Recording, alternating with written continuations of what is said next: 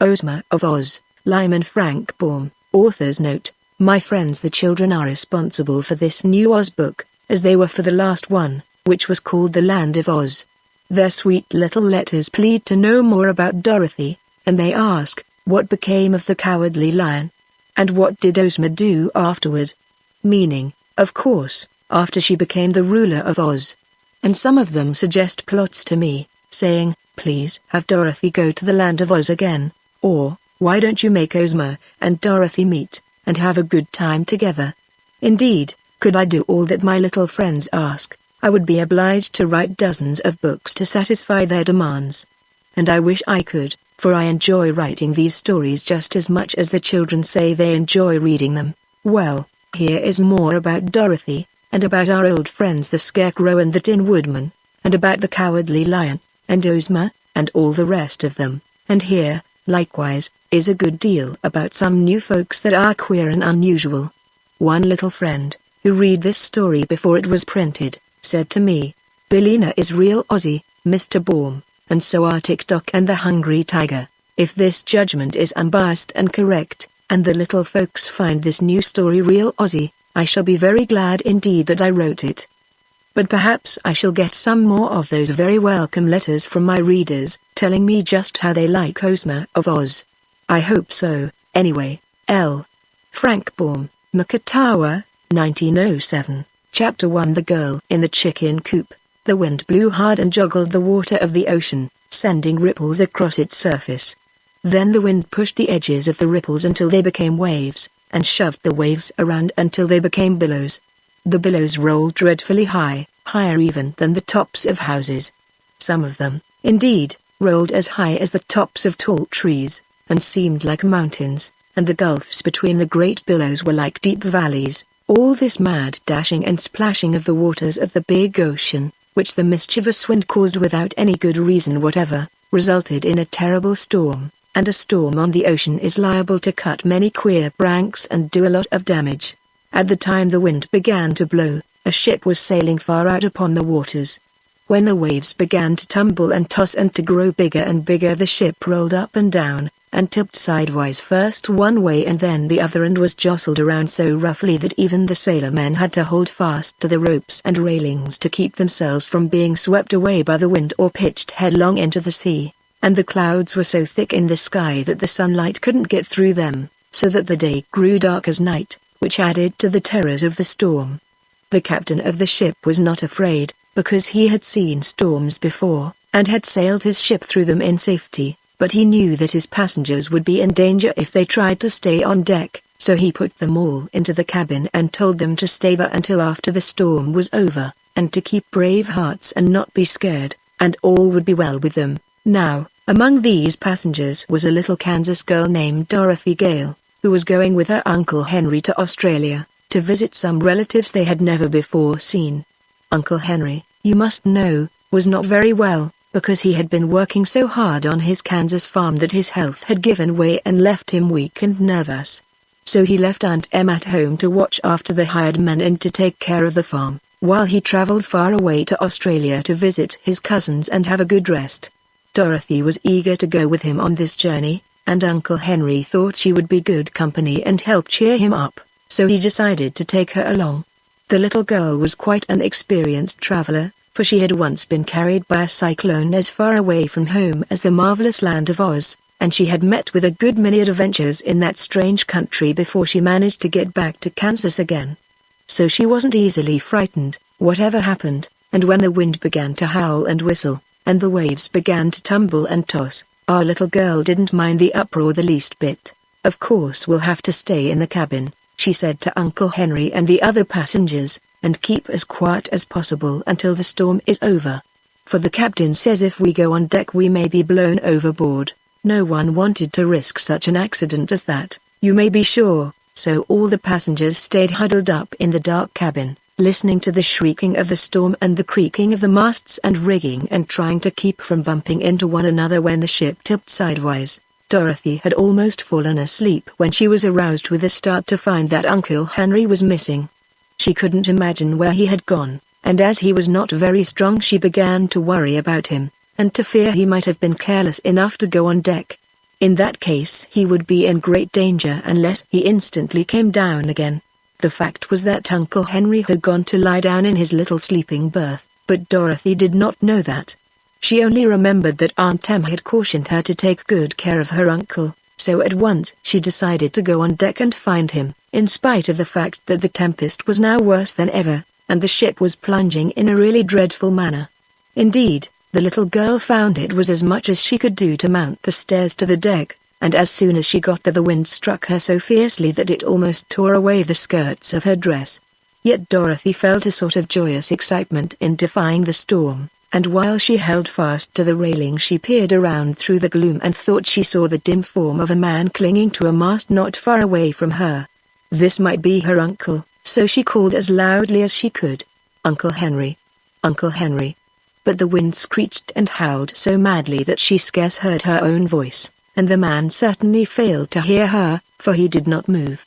Dorothy decided she must go to him, so she made a dash forward, during a lull in the storm, to where a big square chicken coop had been lashed to the deck with ropes. She reached this place in safety, but no sooner had she seized fast hold of the slats of the big box in which the chickens were kept than the wind, as if enraged because the little girl dared to resist its power, suddenly redoubled its fury.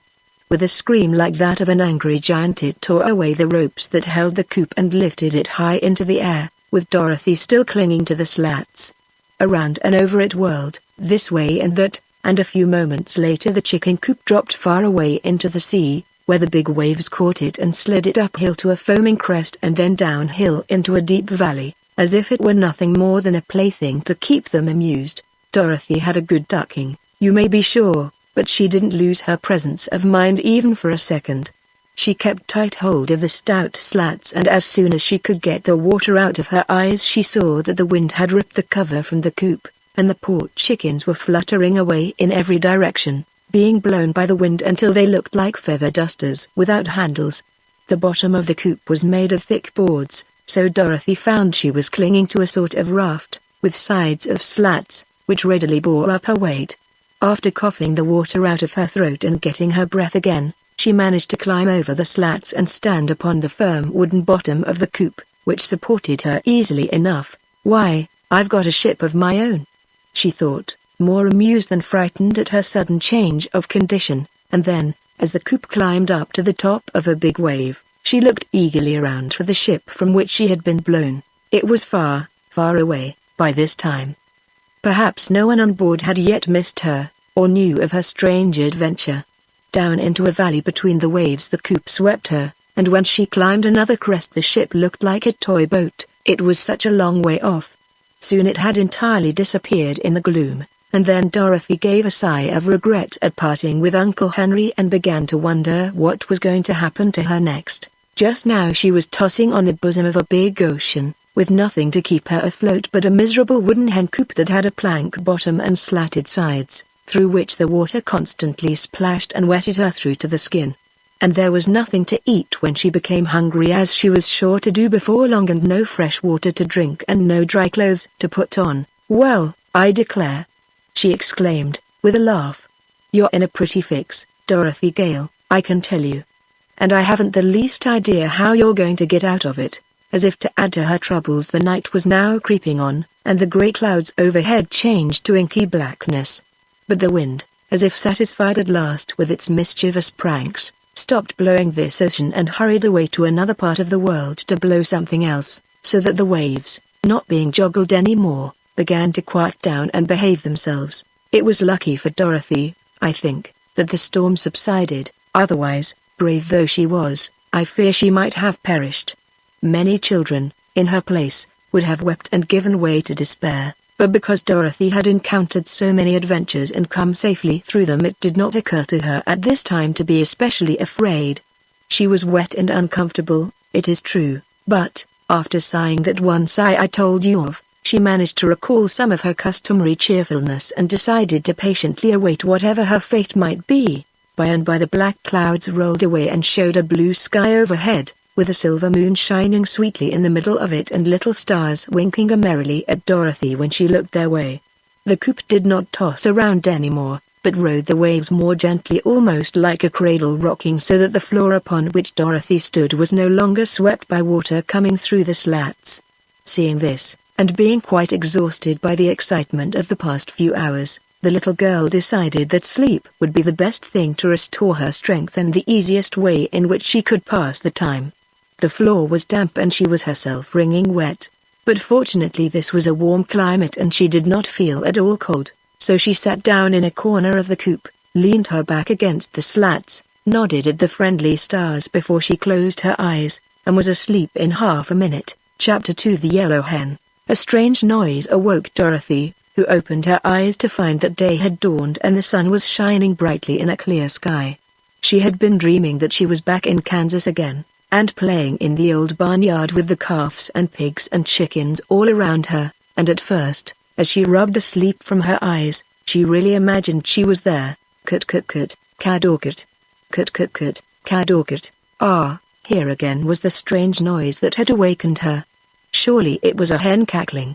But her wide-open eyes first saw, through the slats of the coop, the blue waves of the ocean, now calm and placid, and her thoughts flew back to the past night, so full of danger and discomfort.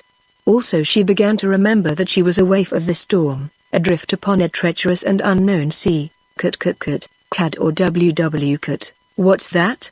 Cried Dorothy, starting to her feet. Why, I've just laid an egg, that's all, replied a small, but sharp and distinct voice, and looking around her the little girl discovered a yellow hen squatting in the opposite corner of the coop. Dear me! She exclaimed, in surprise. Have you been here all night, too? Of course, answered the hen, fluttering her wings and yawning. When the coop blew away from the ship I clung fast to this corner, with claws and beak, for I knew if I fell into the water I'd surely be drowned. Indeed, I nearly drowned, as it was, with all that water washing over me. I never was so wet before in my life. Yes, agreed Dorothy, it was pretty wet, for a time, I know. But do you feel comfortable now? Not very. The sun has helped to dry my feathers, as it has your dress, and I feel better since I laid my morning egg. But what's to become of us, I should like to know, afloat on this big pond? I'd like to know that, too, said Dorothy. But, tell me, how does it happen that you are able to talk? I thought hens could only cluck and cackle. Why, as for that, answered the yellow hen thoughtfully, I've clucked and cackled all my life, and never spoken a word before this morning, that I can remember. But when you asked a question, a minute ago, it seemed the most natural thing in the world to answer you. So I spoke, and I seem to keep on speaking, just as you and other human beings do. Strange, isn't it? Very, replied Dorothy. If we were in the land of Oz, I wouldn't think it so queer, because many of the animals can talk in that fairy country. But out here in the ocean must be a good long way from Oz. How is my grammar? Asked the yellow hen, anxiously. Do I speak quite properly, in your judgment? Yes, said Dorothy, you do very well, for a beginner. I'm glad to know that, continued the yellow hen, in a confidential tone, because, if one is going to talk, it's best to talk correctly. The red rooster has often said that my cluck and my cackle were quite perfect, and now it's a comfort to know I am talking properly. I'm beginning to get hungry, remarked Dorothy.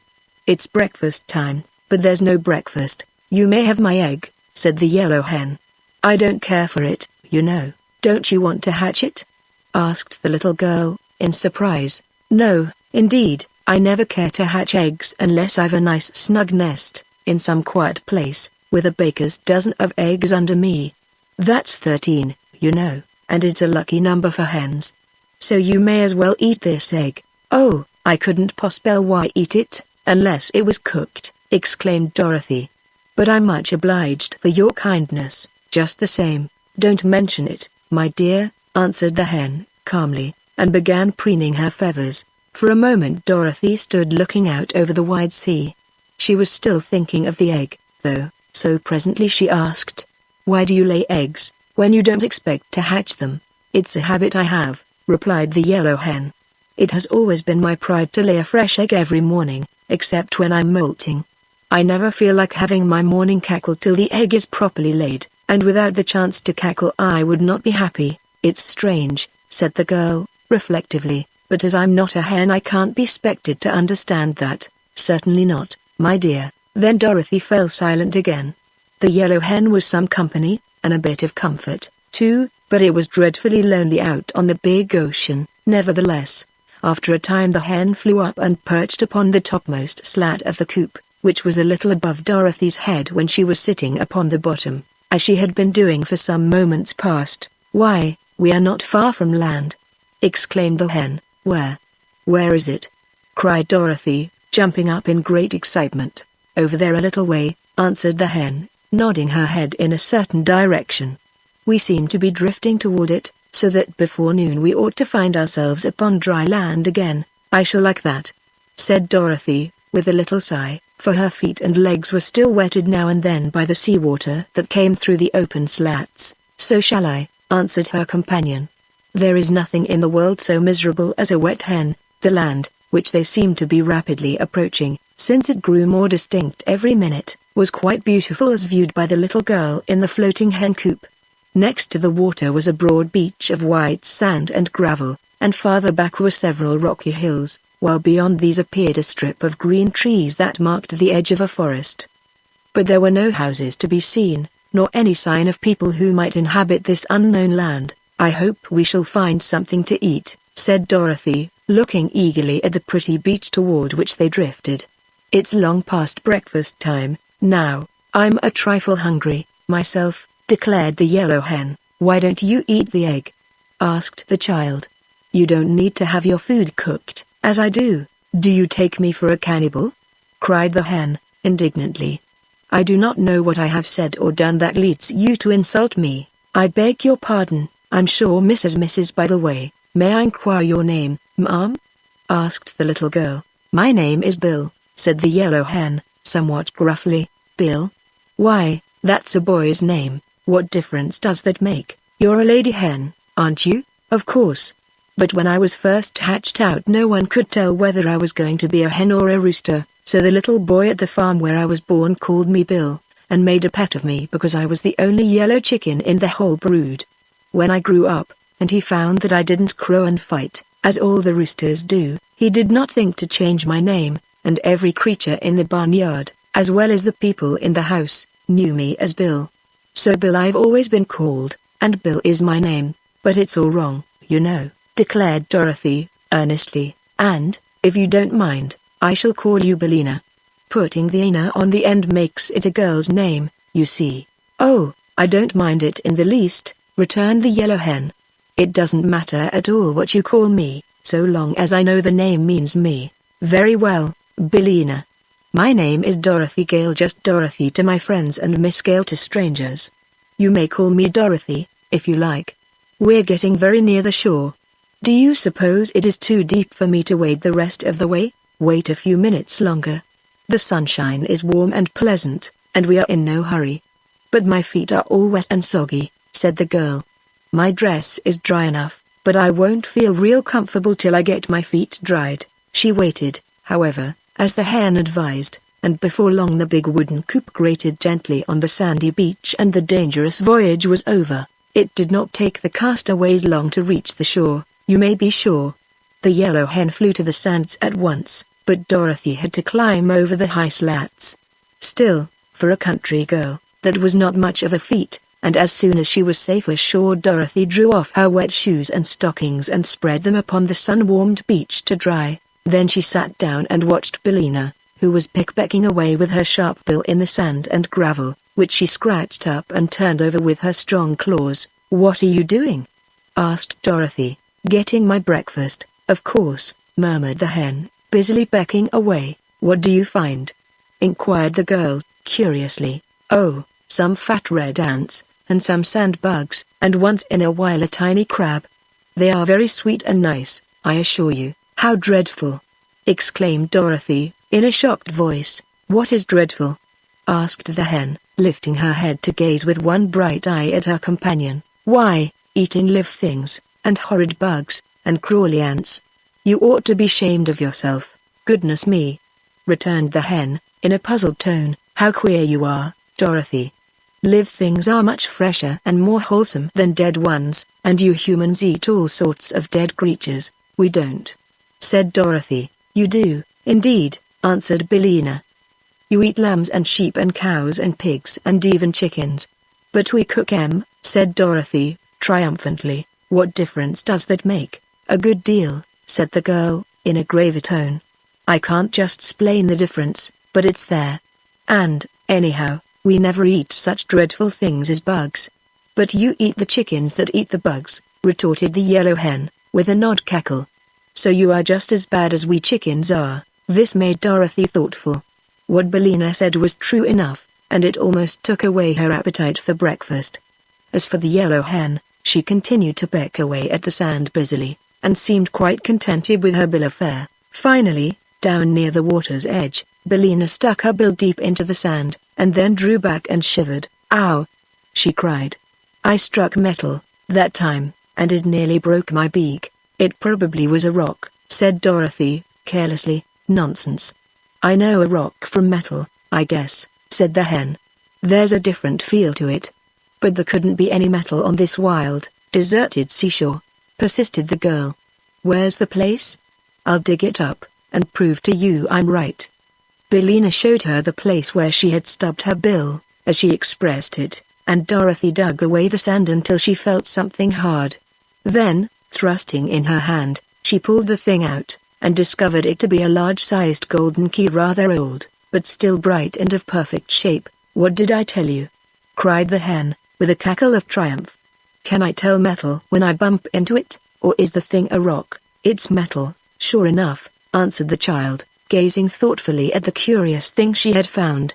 "I think it is pure gold, and it must have lain hidden in the sand for a long time." "How do you suppose it came there, Billina? And what do you suppose this mysterious key unlocks?" "I can't say," replied the hen. "You ought to know more about locks and keys than I do." Dorothy glanced around. There was no sign of any house in that part of the country, and she reasoned that every key must fit a lock and every lock must have a purpose.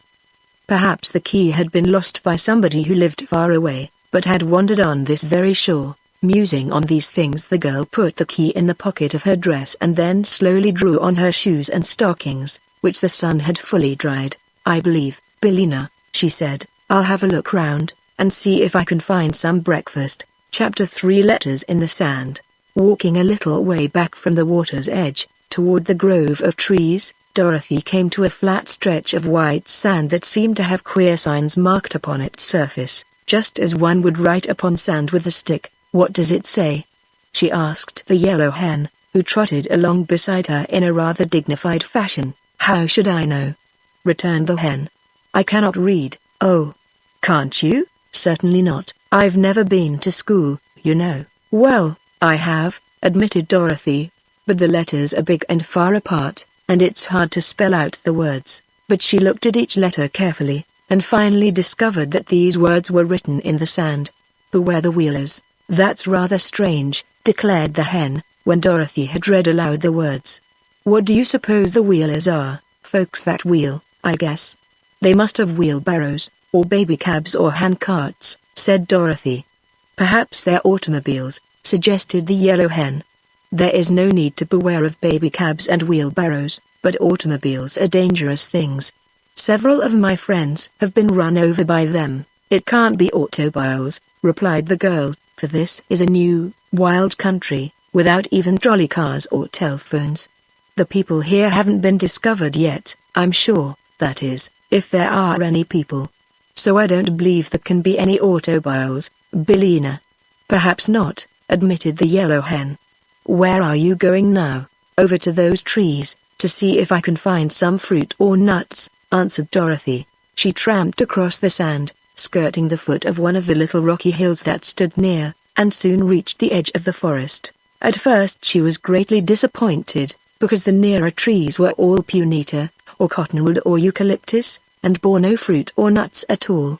But, by and by, when she was almost in despair, the little girl came upon 2 trees that promised to furnish her with plenty of food. One was quite full of square paper boxes, which grew in clusters on all the limbs, and upon the biggest and ripest boxes the word lunch could be read, in neat raised letters. This tree seemed to bear all the year around, for there were lunchbox blossoms on some of the branches, and on others tiny little lunchboxes that were as yet quite green, and evidently not fit to eat until they had grown bigger. The leaves of this tree were all paper napkins, and it presented a very pleasing appearance to the hungry little girl. But the tree next to the lunchbox tree was even more wonderful, for it bore quantities of tin dinner pails, which were so full and heavy that the stout branches bent underneath their weight.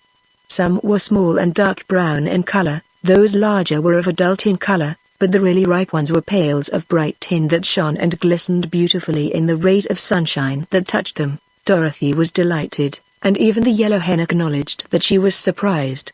The little girl stood on tiptoe and picked one of the nicest and biggest lunchboxes, and then she sat down upon the ground and eagerly opened it.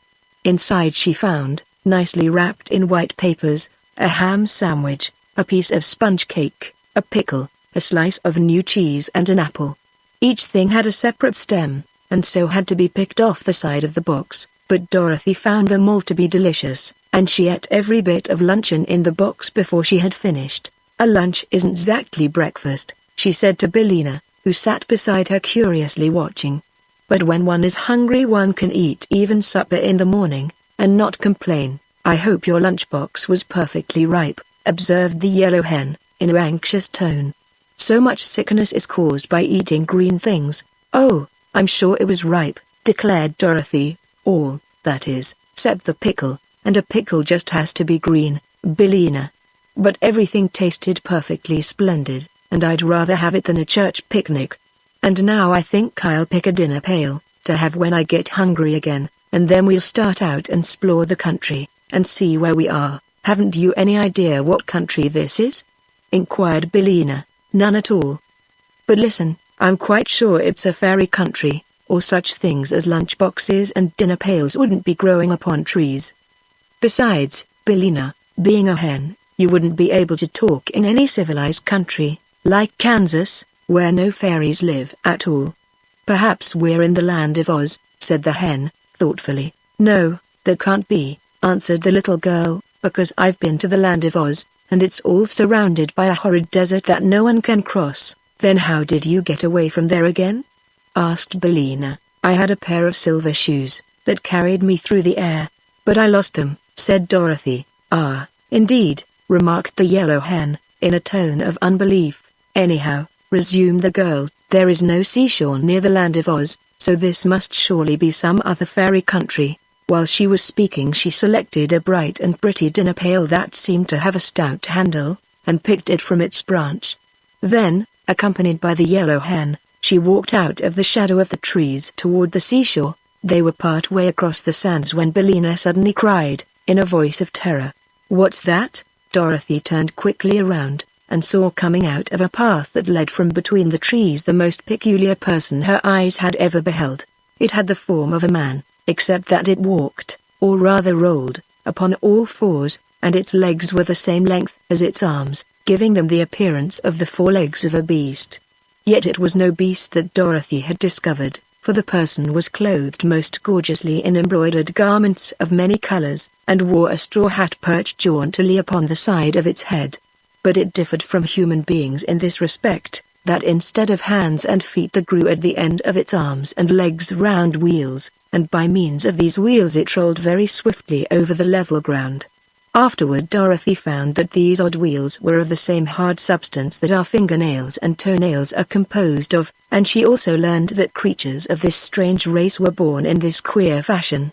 But when our little girl first caught sight of the first individual of a race that was destined to cause her a lot of trouble, she had an idea that the brilliantly clothed personage was on roller skates, which were attached to his hands as well as to his feet. "Run!"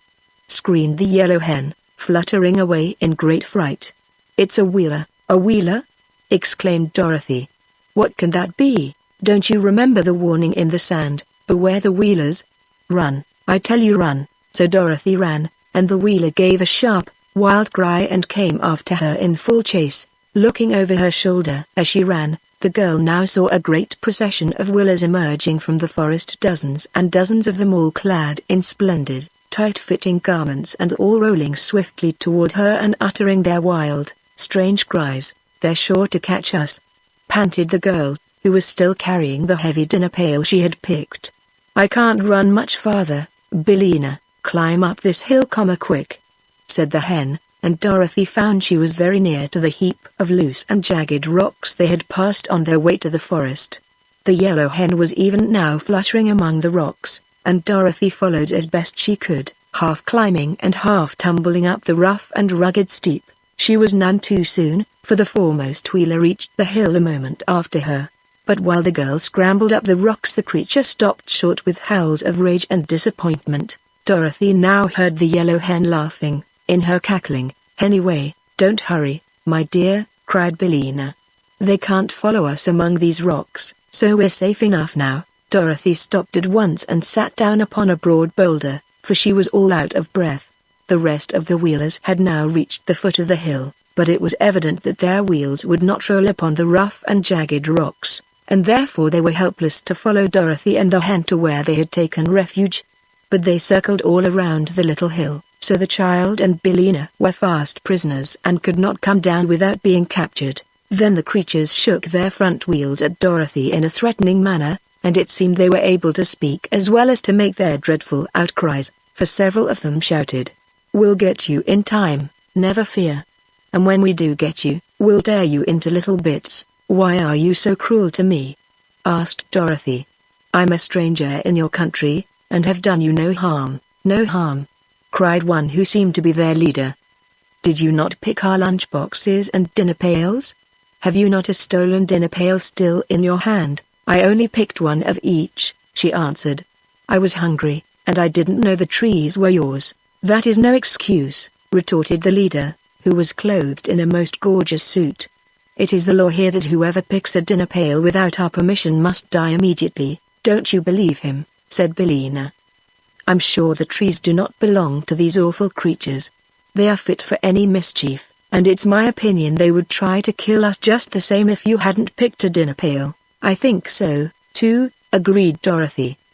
"But what shall we do now?" "Stay where we are," advised the yellow hen. "We are safe from the wheelers until we starve to death, anyhow, and before that time comes a good many things can happen." Chapter 4 TikTok, the Machine Man. After an hour or so most of the band of wheelers rolled back into the forest, leaving only 3 of their number to guard the hill. These curled themselves up like big dogs and pretended to go to sleep on the sands, but neither Dorothy nor Billina were fooled by this trick, so they remained in security among the rocks and paid no attention to their cunning enemies. Finally the hen, fluttering over the mound, exclaimed, "Why, here's a path." So Dorothy at once clambered to where Billina sat, and there, sure enough, was a smooth path cut between the rocks. It seemed to wind around the mound from top to bottom, like a corkscrew, twisting here and there between the rough boulders but always remaining level and easy to walk upon. Indeed, Dorothy wondered at first why the wheelers did not roll up this path, but when she followed it to the foot of the mound she found that several big pieces of rock had been placed directly across the end of the way, thus preventing anyone outside from seeing it and also preventing the wheelers from using it to climb up the mound. Then Dorothy walked back up the path, and followed it until she came to the very top of the hill, where a solitary round rock stood that was bigger than any of the others surrounding it. The path came to an end just beside this great rock, and for a moment it puzzled the girl to know why the path had been made at all. But the hen, who had been gravely following her around and was now perched upon a point of rock behind Dorothy, suddenly remarked, "It looks something like a door, doesn't it?" "What looks like a door?" inquired the child. "Why, that crack in the rock, just facing you," replied Billina, whose little round eyes were very sharp and seemed to see everything. "It runs up one side and down the other, and across the top and the bottom." "What does?" "Why, the crack. So I think it must be a door of rock, although I do not see any hinges." "Oh, yes," said Dorothy, now observing for the first time the crack in the rock. "And isn't this a keyhole, Billina?" pointing to a round, deep hole at one side of the door. "Of course. If we only had the key, now, we could unlock it and see what is there," replied the yellow hen. "Maybe it's a treasure chamber full of diamonds and rubies, or heaps of shining gold, or That reminds me, said Dorothy, of the golden key I picked up on the shore. Do you think that it would fit this keyhole, Billina? Try it and see, suggested the hen. So Dorothy searched in the pocket of her dress and found the golden key. And when she had put it into the hole of the rock, and turned it, a sudden sharp snap was heard. Then, with a solemn creak that made the shivers run down the child's back, the face of the rock fell outward, like a door on hinges, and revealed a small dark chamber just inside. Good gracious! Cried Dorothy, shrinking back as far as the narrow path would let her, for, standing within the narrow chamber of rock, was the form of a man, or, at least, it seemed like a man, in the dim light. He was only about as tall as Dorothy herself, and his body was round as a ball and made out of burnished copper. Also his head and limbs were copper, and these were jointed or hinged to his body in a peculiar way, with metal caps over the joints, like the armor worn by knights in days of old. He stood perfectly still, and where the light struck upon his form it glittered as if made of pure gold. Don't be frightened, called Billina, from her perch. It isn't alive, I see it isn't, replied the girl, drawing a long breath. It is only made out of copper, like the old kettle in the barnyard at home, continued the hen, turning her head first to one side and then to the other, so that both her little round eyes could examine the object. Once, said Dorothy, I knew a man made out of tin, who was a woodman named Nick Chopper. But he was as alive as we are, 'cause he was born a real man, and got his tin body a little at a time, first a leg and then a finger and then an ear, for the reason that he had so many accidents with his axe, and cut himself up in a very careless manner. Oh, said the hen, with a sniff, as if she did not believe the story. But this copper man, continued Dorothy, looking at it with big eyes, is not alive at all, and I wonder what it was made for, and why it was locked up in this queer place. That is a mystery, remarked the hen, twisting her head to arrange her wing feathers with her bill. Dorothy stepped inside the little room to get a back view of the copper man, and in this way discovered a printed card that hung between his shoulders, it being suspended from a small copper peg at the back of his neck. She unfastened this card and returned to the path, where the light was better, and sat herself down upon a slab of rock to read the printing. What does it say? Asked the hen, curiously. Dorothy read the card aloud, spelling out the big words with some difficulty, and this is what she read. Smith and Tinker's, patent double action, extra responsive, thought creating, perfect talking, mechanical man, fitted with our special clockwork attachment, thinks, speaks, acts, and does everything but live, manufactured only at our works at Ivna, land of If. All infringements will be promptly prosecuted according to law. How queer, said the yellow hen. Do you think that is all true, my dear? I don't know, answered Dorothy, who had more to read. Listen to this, Billina. Directions for using. For thinking: wind the clockwork man under his left arm, marked number 1. For speaking: wind the clockwork man under his right arm, marked number 2. For walking and action: wind clockwork in there middle of his back, marked number 3. N.B. This mechanism is guaranteed to work perfectly for 1,000 years. Well, I declare, gasped the yellow hen, in amazement. If the copper man can do half of these things, he is a very wonderful machine. But I suppose it is all humbug, like so many other patented articles. We might wind him up, suggested Dorothy, and see what he'll do. Where is the key to the clockwork? Asked Billina. Hanging on the peg where I found the card. Then, said the hen, let us try him, and find out if he will go. He is warranted for 1,000 years, it seems, but we do not know how long he has been standing inside this rock. Dorothy had already taken the clock key from the peg. Which shall I wind up first? She asked, looking again at the directions on the card. Number 1, I should think, returned Billina. That makes him think, doesn't it? Yes, said Dorothy, and wound up number 1, under the left arm. He doesn't seem any different, remarked the hen, critically. Why, of course not, he is only thinking. Now, said Dorothy, I wonder what he is thinking about.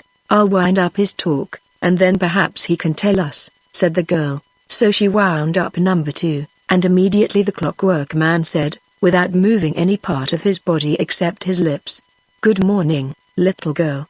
"Good morning, Mrs. Hen." The words sounded a little hoarse and creaky, and they were uttered all in the same tone, without any change of expression whatever, but both Dorothy and Billina understood them perfectly. "Good morning, sir," they answered, politely. "Thank you for rescuing me," continued the machine, in the same monotonous voice, which seemed to be worked by a bellows inside of him, like the little toy lambs and cats the children squeeze so that they will make a noise. "Don't mention it," answered Dorothy. And then, being very curious, she asked, "How did you come to be locked up in this place?" "It is a long story," replied the copper man, "but I will tell it to you briefly. I was purchased from Smith and Tinker, my manufacturers, by a cruel king of If, named Efaldu, who used to beat all his servants until they died. However, he was not able to kill me, because I was not alive, and one must first live in order to die. So that all his beating did me no harm, and merely kept my copper body well polished. This cruel king had a lovely wife and 10 beautiful children, 5 boys and 5 girls, but in a fit of anger he sold them all to the Gnome King, who by means of his magic arts changed them all into other forms and put them in his underground palace to ornament the rooms. Afterward the king of F regretted his wicked decision, and tried to get his wife and children away from the Gnome King, but without avail. So, in despair, he locked me up in this rock, threw the key into the ocean, and then jumped in after it and was drowned." "How very dreadful!" exclaimed Dorothy. "It is, indeed," said the machine. "When I found myself imprisoned I shouted for help until my voice ran down, and then I walked back and forth in this little room until my exhaustion ran down, and then I stood still and thought until my thoughts ran down.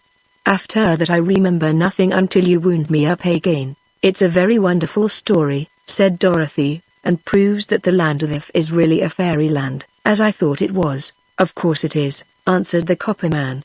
"I do not suppose such a perfect machine as I am could be made in an Y place but a fair Y land." "I've never seen one in Kansas," said Dorothy. "But where did you get the key to unlock this door?" asked the clockwork voice. "I found it on the shore, where it was probably washed up by the waves," she answered. "And now, sir, if you don't mind, I'll wind up your action." "That will please me very much," said the machine. So she wound up number 3, and at once the copper man in a somewhat stiff and jerky fashion walked out of the rocky cavern, took off his copper hat and bowed politely, and then kneeled before Dorothy. Said he, "From this time forth I am your obedient servant. Whatever you command, that I will do willingly if you keep me wound up." "What is your name?" she asked. "Tick-tock," he replied. "My former master gave me that name because my clockwork always ticks when it is wound up." "I can hear it now," said the yellow hen. "So can I," said Dorothy. And then she added, with some anxiety, "You don't strike, do you?" "No," answered Tick-tock, "and there is no alarm connected with my machine. Why? I can tell the time, though, by speaking, and as I never sleep I can waken you at an hour you wish to get up in the morning." "That's nice," said the little girl, "only I never wish to get up in the morning." "You can sleep until I lay my egg," said the yellow hen. "Then, when I cackle, Tick-tock will know it is time to waken you." "Do you lay your egg very early?" asked Dorothy. "About 8 o'clock," said Billina. "And everybody ought to be up by that time, I'm sure." Chapter 5 Dorothy opens the dinner pail. "Now Tick-tock," said Dorothy, "the first thing to be done is to find a way for us to escape from these rocks. The Wheelers are down below, you know, and threaten to kill us." "There is no reason to be afraid of the Wheelers," said Tick-tock, the words coming more slowly than before. "Why not?" she asked. "Because they are ag-g-g-r-g-r-r-r." He gave a sort of gurgle and stopped short, waving his hands frantically until suddenly he became motionless, with one arm in the air and the other held stiffly before him with all the copper fingers of the hand spread out like a fan. "Dear me," said Dorothy, in a frightened tone. "What can the matter be? He's run down, I suppose," said the hen, calmly. "You couldn't have wound him up very tight." "I didn't know how much to wind him," replied the girl, "but I'll try to do better next time." She ran around the copper man to take the key from the peg at the back of his neck, but it was not there. "It's gone!" cried Dorothy, in dismay. "What's gone?" asked Billina. "The key," It probably fell off when he made that low bow to you, returned the hen. Look around, and see if you cannot find it again. Dorothy looked, and the hen helped her, and by the girl discovered the clock key, which had fallen into a crack of the rock. At once she wound up Tick-Tock's voice, taking care to give the key as many turns as it would go around. She found this quite a task, as you may imagine if you have ever tried to wind a clock, but the machine man's first words were to assure Dorothy that he would now run for at least 24 hours. You did not wind me much, at first, he calmly said, and I told you that long story about King Etheldu, so it is no wonder that I ran down. She next rewound the action clockwork, and then Billina advised her to carry the key to Tick-Tock in her pocket, so it would not get lost again. And now, said Dorothy, when all this was accomplished, tell me what you were going to say about the Wheelers. Why, they are nothing to be frightened at, said the machine. They try to make folks believe that they are very terrible, but as a matter of fact the Wheelers are harmless enough to anyone that dares to fight them. They might try to hurt a little girl like you, perhaps, because they are very mischievous. But if I had a club they would run away as soon as they saw me. Haven't you a club? Asked Dorothy. No, said Tick-Tock, and you won't find such a thing among these rocks, either, declared the yellow hen. Then what shall we do? Asked the girl. Wind up my thinkworks tightly, and I will try to think of some other plan, said Tick-Tock. So Dorothy rewound his thought machinery, and while he was thinking she decided to eat her dinner. Billina was already pecking away at the cracks in the rocks, to find something to eat, so Dorothy sat down and opened her tin dinner pail. In the cover she found a small tank that was full of very nice lemonade. It was covered by a cup, which might also, when removed, be used to drink the lemonade from. Within the pail were 3 slices of turkey, 2 slices of cold tongue, some lobster salad, 4 slices of bread and butter, a small custard pie, an orange and 9 large strawberries, and some nuts and raisins. Singularly enough, the nuts in this dinner pail grew already cracked, so that Dorothy had no trouble in picking out their meats to eat. She spread the feast upon the rock beside her and began her dinner, first offering some of it to Tick-Tock, who declined because, as he said, he was merely a machine. Afterward she offered to share with Billina, but the hen murmured something about dead things and said she preferred her bugs and ants. Do the lunchbox trees and the dinner pail trees belong to the Wheelers? The child asked Tick-Tock, while engaged in eating her meal. Of course not, he answered. They belong to the royal family only of course there is no royal family just now because King Etheldu jumped into the sea and his wife and 10 children have been transformed by the Gnome King. So there is no one to rule the land of If, that I can think of. Perhaps it is for this reason that the Wheelers claim the trees for their own, and pick the luncheons and dinners to eat themselves. But they belong to the king, and you will find the royally stamped up on the bottom of a dinner pail. Dorothy turned the pail over, and at once discovered the royal mark upon it, as Tick-Tock had said. Are the Wheelers the only folks living in the land of If? Inquired the girl. No, they only inhabit a small portion of it just back of the woods, replied the machine. But they have always been mischievous and impertinent, and my old master, King Etheldu, used to carry a whip with him, when he walked out, to keep the critters in order. When I was first made the Wheelers tried to run over me, and butt me with their heads, but they soon found I was built of too solid a material for them to injure. You seem very durable, said Dorothy. Who made you? The firm of Smith and Tinker, in the town of Ivna, where the royal palace stands, answered Tick-Tock. Did they make many of you? Asked the child. No, I am the only automatic mechanical man they ever completed, he replied.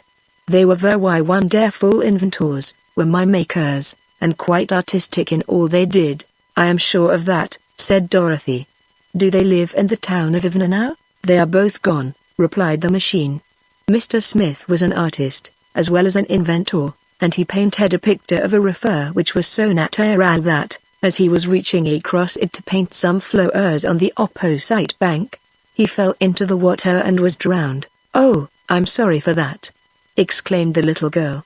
Mr. Tinker, continued Tick-Tock, made a ladder so tall that he could rest the end of it against the moon, while he stood on the highest rung and picked the little stars to set in the points of the king's crown.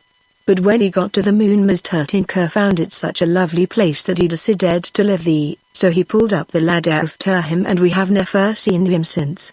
He must have been a great loss to this country, said Dorothy, who was by this time eating her custard pie. He was, acknowledged TikTok. Also he is a great loss to me. For if I should get out of order, I do not know of and why one able to repair me, because I am so complicated. You have no idea how full of machina why I am. I can imagine it, said Dorothy, readily. And now, continued the machine, I must stop talking and begin thinking again of a way to escape from this rock. So he turned halfway around, in order to think without being disturbed. The best thinker I ever knew, said Dorothy to the yellow hen, was a scarecrow. Nonsense, snapped Billina. It is true, declared Dorothy. I met him in the land of Oz, and he traveled with me to the city of the Great Wizard of Oz, so as to get some brains, for his head was only stuffed with straw. But it seemed to me that he thought just as well before he got his brains as he did afterward. Do you expect me to believe all that rubbish about the land of Oz? Inquired Billina, who seemed a little cross, perhaps because bugs were scarce. What rubbish? Asked the child, who was now finishing her nuts and raisins. Why, your impossible stories about animals that can talk, and a Tin Woodman who is alive, and a scarecrow who can think. They are all there, said Dorothy, for I have seen them. I don't believe it, cried the hen, with a toss of her head. That's 'cause you're so ignorant, replied the girl, who was a little offended at her friend Billina's speech. In the land of Oz, remarked TikTok, turning toward them, and why thing is possible. For it is a wonderful fair why count dry. There, Billina. What did I say? Cried Dorothy. And then she turned to the machine and asked in an eager tone, do you know the land of Oz, TikTok? No, but I have heard about it, said the copper man. For it is only separated from this land of F by a broad day. Dorothy clapped her hands together delightedly. I'm glad of that, she exclaimed. It makes me quite happy to be so near my old friends. The scarecrow I told you of, Billina, is the king of the land of Oz. Pardon me. He is not the king now, said TikTok. He was when I left declared Dorothy. I know, said TikTok, but there was a revolution in the land of Oz, and the scarecrow was deposed by a soldier man named General Ginger. And then Ginger was deposed by a little girl named Ozma, who was the rightful heir to the throne and now rules the land under the title of Ozma of Oz. That is news to me, said Dorothy, thoughtfully. But I suppose lots of things have happened since I left the land of Oz. I wonder what has become of the scarecrow, and of the Tin Woodman, and the cowardly lion. And I wonder who this girl Ozma is, for I never heard of her before. But TikTok did not reply to this. He had turned around again to resume his thinking. Dorothy packed the rest of the food back into the pail, so as not to be wasteful of good things, and the yellow hen forgot her dignity far enough to pick up all of the scattered crumbs, which she ate rather greedily, although she had so lately pretended to despise the things that Dorothy preferred as food. By this time TikTok approached them with his stiff bow. Be kind enough to follow me, he said, and I will lead you away from here to the town of Efna, where you will be more comfortable, and also I will protect you from the Wheelers. All right, answered Dorothy, promptly. I'm ready. Chapter 6 The Heads of Langwidere. They walked slowly down the path between the rocks, TikTok going first, Dorothy following him, and the yellow hen trotting along last of all. At the foot of the path the copper man leaned down and tossed aside with ease the rocks that encumbered the way. Then he turned to Dorothy and said, let me carry your dinner pail. She placed it in his right hand at once, and the copper fingers closed firmly over the stout handle. Then the little procession marched out upon the level sands. As soon as the three-wheelers who were guarding the mound saw them, they began to shout their wild cries and rolled swiftly toward the little group, as if to capture them or bar their way. But when the foremost had approached near enough, TikTok swung the tin dinner pail and struck the wheeler a sharp blow over its head with the queer weapon. Perhaps it did not hurt very much, but it made a great noise, and the wheeler uttered a howl and tumbled over upon its side. The next minute it scrambled to its wheels and rolled away as fast as it could go, screeching with fear at the same time. I told you they were harmless, began Tick-Tock, but before he could say more another wheeler was upon them. Crack! Went the dinner pail against its head, knocking its straw hat a dozen feet away, and that was enough for this wheeler, also. It rolled away after the first one, and the third did not wait to be pounded with the pail, but joined its fellows as quickly as its wheels would whirl. The yellow hen gave a cackle of delight, and flying to a perch upon Tick-Tock's shoulder, she said, "Bravely done, my copper friend. And wisely thought of, too. Now we are free from those ugly creatures." But just then a large band of wheelers rolled from the forest, and relying upon their numbers to conquer, they advanced fiercely upon Tick-Tock. Dorothy grabbed Billina in her arms and held her tight, and the machine embraced the form of the little girl with his left arm, the better to protect her. Then the wheelers were upon them, rattlety, bang, bang. Went the dinner pail in every direction, and it made so much clatter bumping against the heads of the wheelers that they were much more frightened than hurt and fled in a great panic. All, that is, except their leader. This wheeler had stumbled against another and fallen flat upon his back, and before he could get his wheels under him to rise again, Tick-Tock had fastened his copper fingers into the neck of the gorgeous jacket of his foe and held him fast. "Tell your people to go away," commanded the machine. The leader of the wheelers hesitated to give this order. So Tick-Tock shook him as a terrier dog does a rat, until the wheeler's teeth rattled together with a noise like hailstones on a window pane. Then, as soon as the creature could get its breath, it shouted to the others to roll away, which they immediately did. "Now," said Tick-Tock, "you shall come with us and tell me what I want to know. You'll be sorry for treating me in this way," whined the wheeler. "I'm a terribly fierce person." "As for that," answered Tick-Tock, "I am only a Marchine, and cannot feel sorrow or joy, no matter what happens." "But you are wrong to think yourself terrible or fierce." "Why so?" asked the wheeler. "Because no one else thinks as you do. Your wheels make you helpless to injury, why one? For you have no fists and cannot scratch or even pull hair. Nor have you and why feet to kick with. All you can do is to yell and shout, and that does not hurt and why one at all." The wheeler burst into a flood of tears, to Dorothy's great surprise. "Now I and my people are ruined forever," he sobbed, "for you have discovered our secret. Being so helpless, our only hope is to make people afraid of us, by pretending we are very fierce and terrible, and writing in the sand warnings to beware the wheelers. Until now we have frightened everyone, but since you have discovered our weakness, our enemies will fall upon us and make us very miserable and unhappy." "Oh, no," exclaimed Dorothy, who was sorry to see this beautifully dressed wheeler so miserable. "Tick-Tock will keep your secret, and so will Billina and I. Only, you must promise not to try to frighten children any more, if they come near to you." "I won't, indeed I won't," promised the wheeler, ceasing to cry and becoming more cheerful. "I'm not really bad, you know, but we have to pretend to be terrible in order to prevent others from attacking us." "That is not exactly true," said Tick-Tock, starting to walk toward the path through the forest, and still holding fast to his prisoner, who rolled slowly along beside him. "You and your people are full of mischief, and like to both are those who fear you. And you are of 10 impudent and disagreeable, too. But if you will try to cure those faults, I will not tell anyone how helpless you are." "I'll try, of course," replied the wheeler, eagerly. "And thank you, Mr. Tick-Tock, for your kindness." "I am only a Marchine," said Tick-Tock. "I cannot be kind and why more than I can be sorry or glad. I can only do what I am wound up to do." "Are you wound up to keep my secret?" asked the wheeler, anxiously. "Yes, if you behave yourself." "But tell me, who rules the land of If now?" asked the machine. "There is no ruler," was the answer, "because every member of the royal family is imprisoned by the Gnome King. But the Princess Langwidere, who is a niece of our late King Evoldo, lives in a part of the royal palace and takes as much money out of the royal treasury as she can spend.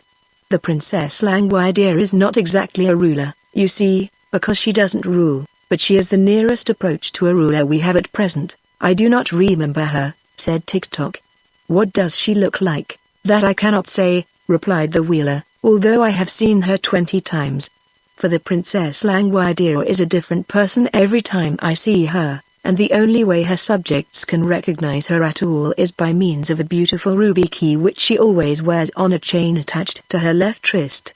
When we see the key we know we are beholding the princess. That is strange, said Dorothy, in astonishment. Do you mean to say that so many different princesses are one and the same person? Not exactly, answered the Wheeler.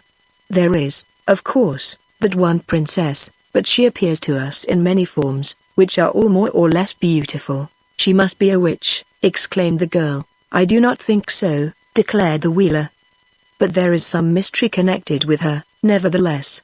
She is a very vain creature, and lives mostly in a room surrounded by mirrors, so that she can admire herself whichever way she looks. No one answered this speech, because they had just passed out of the forest and their attention was fixed upon the scene before them, a beautiful vale in which were many fruit trees and green fields, with pretty farmhouses scattered here and there and broad, smooth roads that led in every direction. In the center of this lovely vale, about a mile from where our friends were standing, rose the tall spires of the royal palace, which glittered brightly against their background of blue sky. The palace was surrounded by charming grounds, full of flowers and shrubbery. Several tinkling fountains could be seen, and there were pleasant walks bordered by rows of white marble statuary. All these details Dorothy was, of course, unable to notice or admire until they had advanced along the road to a position quite near to the palace, and she was still looking at the pretty sights when her little party entered the grounds and approached the big front door of the king's own apartments.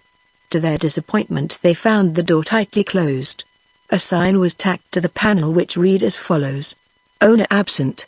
Please knock at the third door in the left wing. Now, said Tick-Tock to the captive Wheeler, you must show us the way to the left wing. Very well, agreed the prisoner, it is around here at the right. How can the left wing be at the right?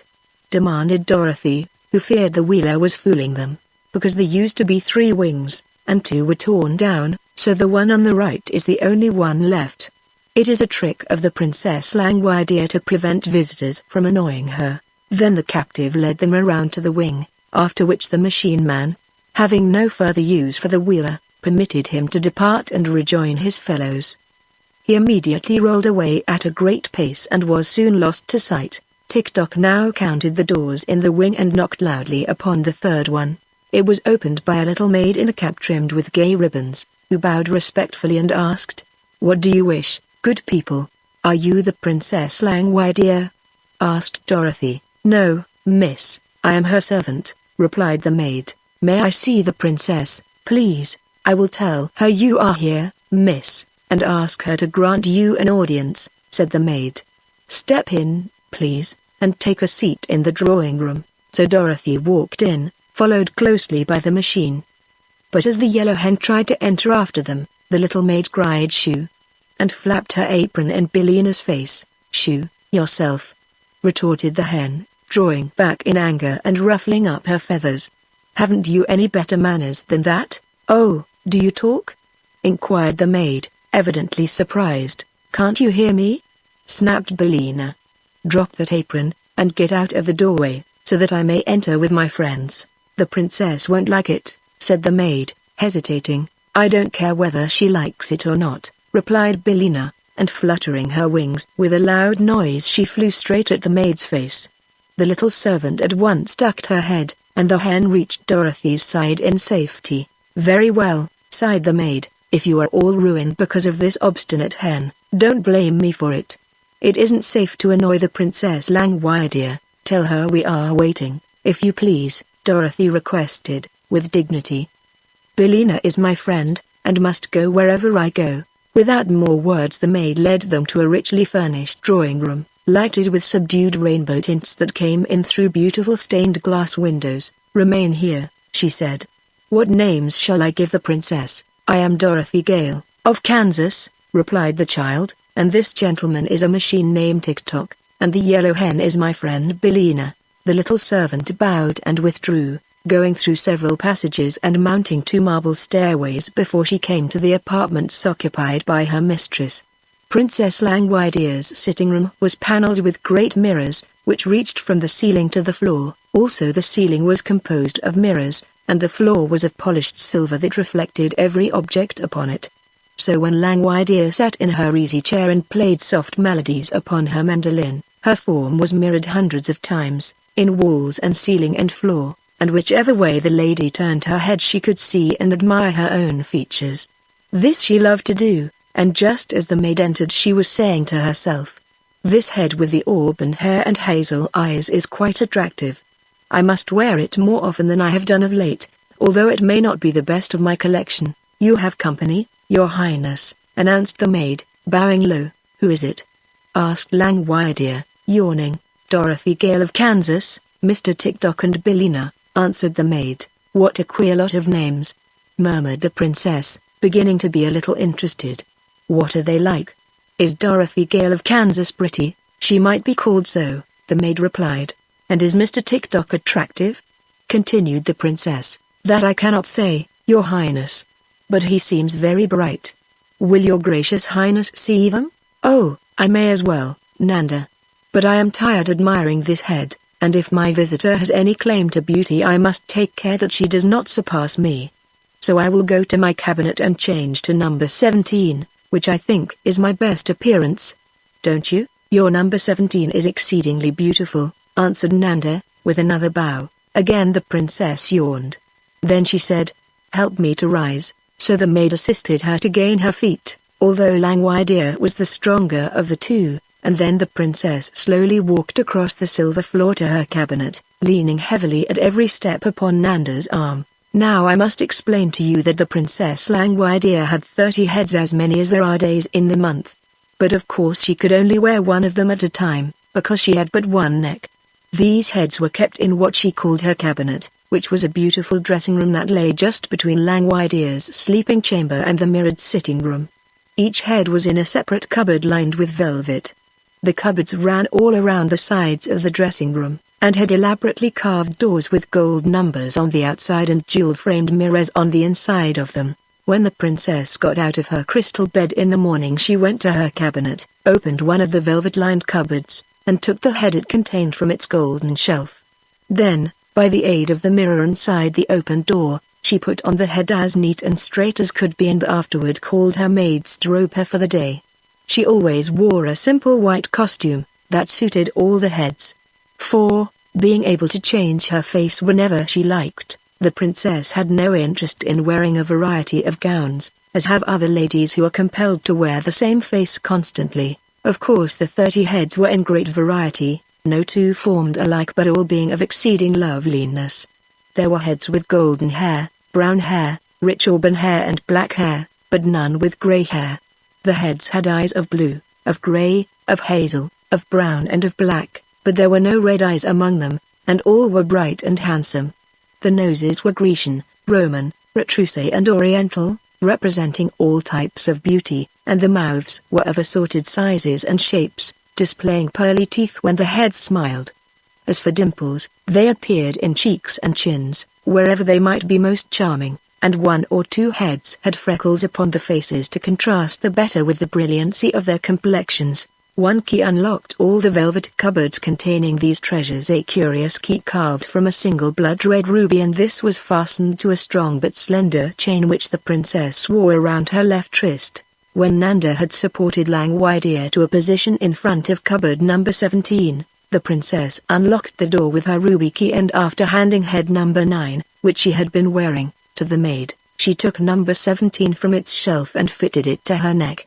It had black hair and dark eyes and a lovely pearl and white complexion, and when Langwidere wore it she knew she was remarkably beautiful in appearance. There was only one trouble with number 17, the temper that went with it, and which was hidden somewhere under the glossy black hair, was fiery, harsh and haughty in the extreme, and it often led the princess to do unpleasant things which she regretted when she came to wear her other heads. But she did not remember this today, and went to meet her guests in the drawing room with a feeling of certainty that she would surprise them with her beauty. However, she was greatly disappointed to find that her visitors were merely a small girl in a gingham dress, a copper man that would only go when wound up, and a yellow hen that was sitting contentedly in Langwidere's best work basket, where there was a china egg used for darning stockings. It may surprise you to learn that a princess ever does such a common thing as darn stockings. But, If you will stop to think, you will realize that a princess is sure to wear holes in her stockings, the same as other people, only it isn't considered quite polite to mention the matter." "Oh," said Langwidere, slightly lifting the nose of number 17. "I thought someone of importance had called." "Then you were right," declared Dorothy. "I'm a good deal of importance myself. And when Bellina lays an egg she has the proudest cackle you ever heard. As for TikTok, he's there." "Stop, commanded the princess, with an angry flash of her splendid eyes. "How dare you annoy me with your senseless chatter?" "Why, you horrid thing," said Dorothy, who was not accustomed to being treated so rudely. The princess looked at her more closely. "Tell me," she resumed, "are you of royal blood?" "Better than that, ma'am," said Dorothy. "I came from Kansas." "Huh!" cried the princess, scornfully. "You are a foolish child, and I cannot allow you to annoy me. Run away, you little goose, and bother someone else." Dorothy was so indignant that for a moment she could find no words to reply. But she rose from her chair, and was about to leave the room when the princess, who had been scanning the girl's face, stopped her by saying, more gently, "Come nearer to me." Dorothy obeyed, without a thought of fear, and stood before the princess while Langwidere examined her face with careful attention. "You are rather attractive," said the lady, presently. "Not at all beautiful, you understand. But you have a certain style of prettiness that is different from that of any of my 30 heads. So I believe I'll take your head and give you number 26 for it." "Well, I believe you won't," exclaimed Dorothy. "It will do you no good to refuse," continued the princess, "for I need your head for my collection, and in the land of F my will is law. I never have cared much for number 26, and you will find that it is very little worn. Besides, it will do just as well as the one you're wearing, for all practical purposes. I don't know anything about your number 26, and I don't want to," said Dorothy, firmly. "I'm not used to taking cast-off things, so I'll just keep my own head." "You refuse?" cried the princess, with a frown. "Of course I do," was the reply. "Then," said Langwidere, "I shall lock you up in a tower until you decide to obey me. Nanda," turning to her maid, "call my army." Nanda rang a silver bell, and at once a big fat colonel in a bright red uniform entered the room, followed by 10 lean soldiers, who all looked sad and discouraged and saluted the princess in a very melancholy fashion. "Carry that girl to the North Tower and lock her up," cried the princess, pointing to Dorothy. "To hear is to obey," answered the big red colonel, and caught the child by her arm.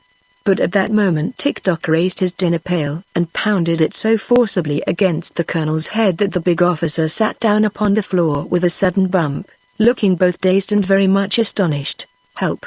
he shouted, and the 10 lean soldiers sprang to assist their leader. There was great excitement for the next few moments, and TikTok had knocked down 7 of the army, who were sprawling in every direction upon the carpet, when suddenly the machine paused, with the dinner pail raised for another blow, and remained perfectly motionless. "My station has run down," he called to Dorothy.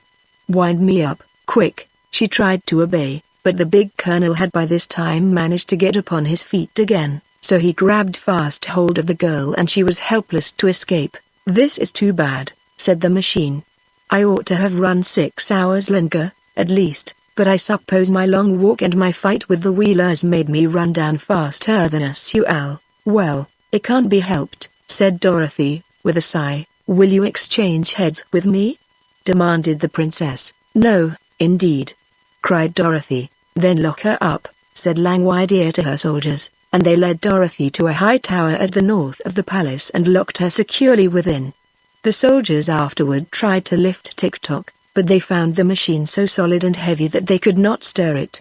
So they left him standing in the center of the drawing room. "People will think I have a new statue," said Langwidere, "so it won't matter in the least, and Nanda can keep him well polished." "What shall we do with the hen?"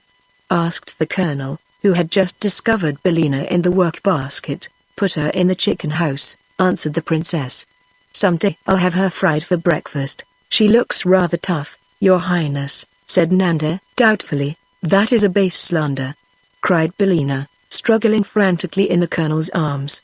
"But the breed of chickens I come from is said to be poison to all princesses." "Then," remarked Langwidere, "I will not fry the hen. but keep her to lay eggs, and if she doesn't do her duty I'll have her drowned in the horse trough. Chapter 7 Ozma of Oz to the rescue. Nanda brought Dorothy bread and water for her supper, and she slept upon a hard stone couch with a single pillow and a silken coverlet. In the morning she leaned out of the window of her prison in the tower to see if there was any way to escape. The room was not so very high up, when compared with our modern buildings, but it was far enough above the trees and farmhouses to give her a good view of the surrounding country. To the east she saw the forest, with the sands beyond it and the ocean beyond that. There was even a dark speck upon the shore that she thought might be the chicken coop in which she had arrived at this singular country. Then she looked to the north, and saw a deep but narrow valley lying between two rocky mountains, and a third mountain that shut off the valley at the further end.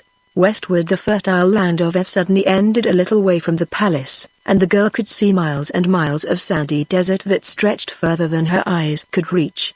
It was this desert, she thought, with much interest, that alone separated her from the wonderful land of Oz, and she remembered sorrowfully that she had been told no one had ever been able to cross this dangerous waste but herself. Once a cyclone had carried her across it, and a magical pair of silver shoes had carried her back again. But now she had neither a cyclone nor silver shoes to assist her, and her condition was sad indeed.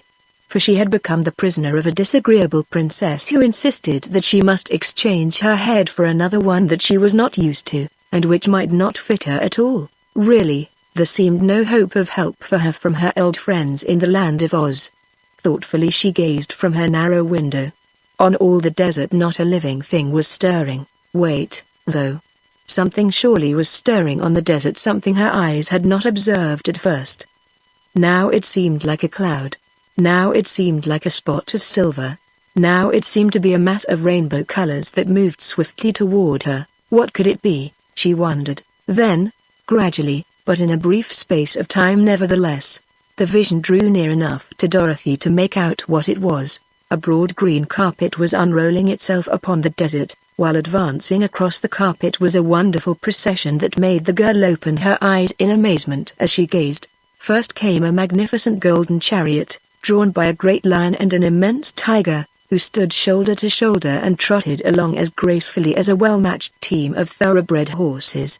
And standing upright within the chariot was a beautiful girl clothed in flowing robes of silver gauze and wearing a jeweled diadem upon her dainty head.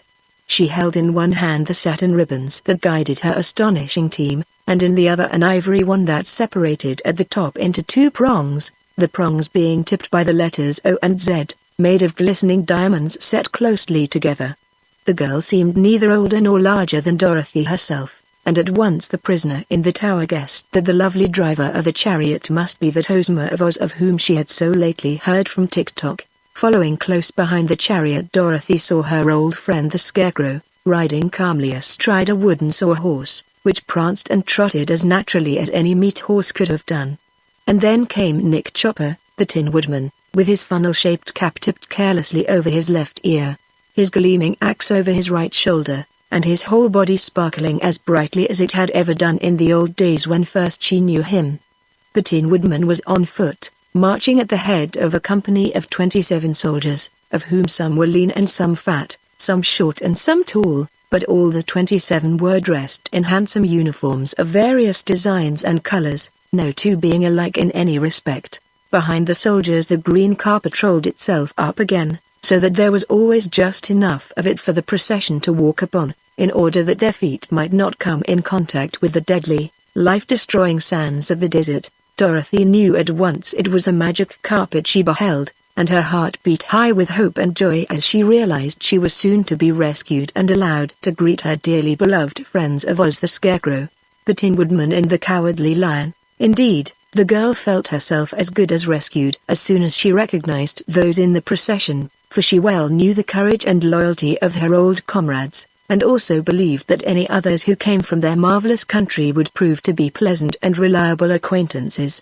As soon as the last bit of desert was passed and all the procession, from the beautiful and dainty Ozma to the last soldier, had reached the grassy meadows of the land of If, the magic carpet rolled itself together and entirely disappeared. Then the chariot driver turned her lion and tiger into a broad roadway leading up to the palace, and the others followed, While Dorothy still gazed from her tower window in eager excitement, they came quite close to the front door of the palace and then halted, the Scarecrow dismounting from his sawhorse to approach the sign fastened to the door, that he might read what it said. Dorothy, just above him, could keep silent no longer. "Here I am," she shouted, as loudly as she could. "Here's Dorothy." "Dorothy who?" asked the Scarecrow, tipping his head to look upward until he nearly lost his balance and tumbled over backward. "Dorothy Gale, of course. Your friend from Kansas," she answered. "Why, hello, Dorothy," said the Scarecrow. "What in the world are you doing up there?" "Nothing," she called down, "because there's nothing to do." "Save me, my friend, save me." "You seem to be quite safe now," replied the Scarecrow, "but I'm a prisoner. I'm locked in, so that I can't get out," she pleaded. "That's all right," said the Scarecrow. "You might be worse off, little Dorothy. Just consider the matter. You can't get drowned, or be run over by a wheeler, or fall out of an apple tree. Some folks would think they were lucky to be up there." "Well, I don't," declared the girl, "and I want to get down immediately and see you and the Tin Woodman and the Cowardly Lion." "Very well," said the Scarecrow, nodding. "It shall be just as you say, little friend." "Who locked you up?" "The Princess Langwidere, who is a horrid creature," she answered. At this Ozma, who had been listening carefully to the conversation, called to Dorothy from her chariot, asking, "Why did the princess lock you up, my dear?" "Because," exclaimed Dorothy, "I wouldn't let her have my head for her collection, and take an old, cast-off head in exchange for it." "I do not blame you," exclaimed Ozma, promptly. "I will see the princess at once, and oblige her to liberate you." "Oh, thank you very, very much," cried Dorothy, who as soon as she heard the sweet voice of the girlish ruler of Oz knew that she would soon learn to love her dearly. Ozma now drove her chariot around to the third door of the wing, upon which the Tin Woodman boldly proceeded to knock. As soon as the maid opened the door, Ozma, bearing in her hand her ivory wand, stepped into the hall and made her way at once to the drawing room, followed by all her company, except the lion and the tiger. And the 27 soldiers made such a noise and a clatter that the little maid Nanda ran away screaming to her mistress, whereupon the Princess Langwidere, roused to great anger by this rude invasion of her palace, came running into the drawing room without any assistance whatever. There she stood before the slight and delicate form of the little girl from Oz and cried out, "How dare you enter my palace unbidden? Leave this room at once, or I will bind you and all your people in chains, and throw you into my darkest dungeons." "What a dangerous lady," murmured the Scarecrow, in a soft voice. "She seems a little nervous," replied the Tin Woodman, but Ozma only smiled at the angry princess. "Sit down, please," she said, quietly. "I have traveled a long way to see you, and you must listen to what I have to say." "Must?" screamed the princess, her black eyes flashing with fury, for she still wore her number 17 head. "Must, to me? To be sure," said Ozma. "I am ruler of the land of Oz, and I am powerful enough to destroy all your kingdom, if I so wish. Yet I did not come here to do harm, but rather to free the royal family of Earth from the thrall of the Gnome King, the news having reached me that he is holding the Queen and her children prisoners." Hearing these words, Langwidere suddenly became quiet. "I wish you could, indeed, free my aunt and her 10 royal children," said she, eagerly. "For if they were restored to their proper forms and station, they could rule the kingdom of Earth themselves, and that would save me a lot of worry and trouble. At present there are at least 10 minutes every day that I must devote to affairs of state, and I would like to be able to spend my whole time in admiring my beautiful heads." "Then we will presently discuss this matter," said Ozma, "and try to find a way to liberate your aunt and cousins. But first you must liberate another prisoner, the little girl you have locked up in your tower." "Of course," said Langwidere, readily. "I had forgotten all about her. That was yesterday, you know, and a princess cannot be expected to remember today what she did yesterday. Come with me, and I will release the prisoner at once." So Ozma followed her, and they passed up the stairs that led to the room in the tower. While they were gone, Ozma's followers remained in the drawing room, and the Scarecrow was leaning against a form that he had mistaken for a copper statue when a harsh, metallic voice said suddenly in his ear, "Get off my foot, please. You are scratching my polish." "Oh, excuse me," he replied, hastily drawing back. Are you alive? No, said Tick-Tock, I am on a marchine. But I can think and speak and act, when I am properly wound up. Just now my station is run down, and Dorothy has the key to it. That's all right, replied the Scarecrow. Dorothy will soon be free, and then she'll attend to your works. But it must be a great misfortune not to be alive. I'm sorry for you. Why? Asked Tick-Tock. Because you have no brains, as I have, said the Scarecrow. Oh, yes, I have, returned Tick-Tock. I am fitted with Smith and Tinker's improved combination steel brains. They are what make me think. What sort of brains are you fitted with? I don't know, admitted the Scarecrow.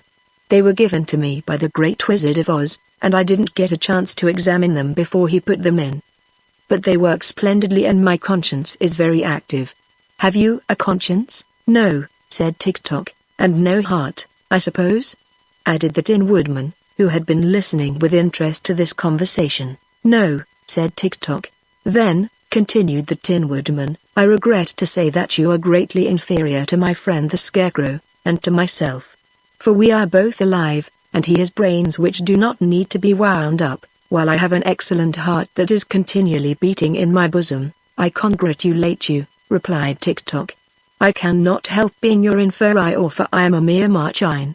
When I am wound up I do my duty by going just as my marchiner is made to go. You have no idea how full of marchiner I am, I can guess, said the Scarecrow, looking at the machine man curiously. Some day I'd like to take you apart and see just how you are made.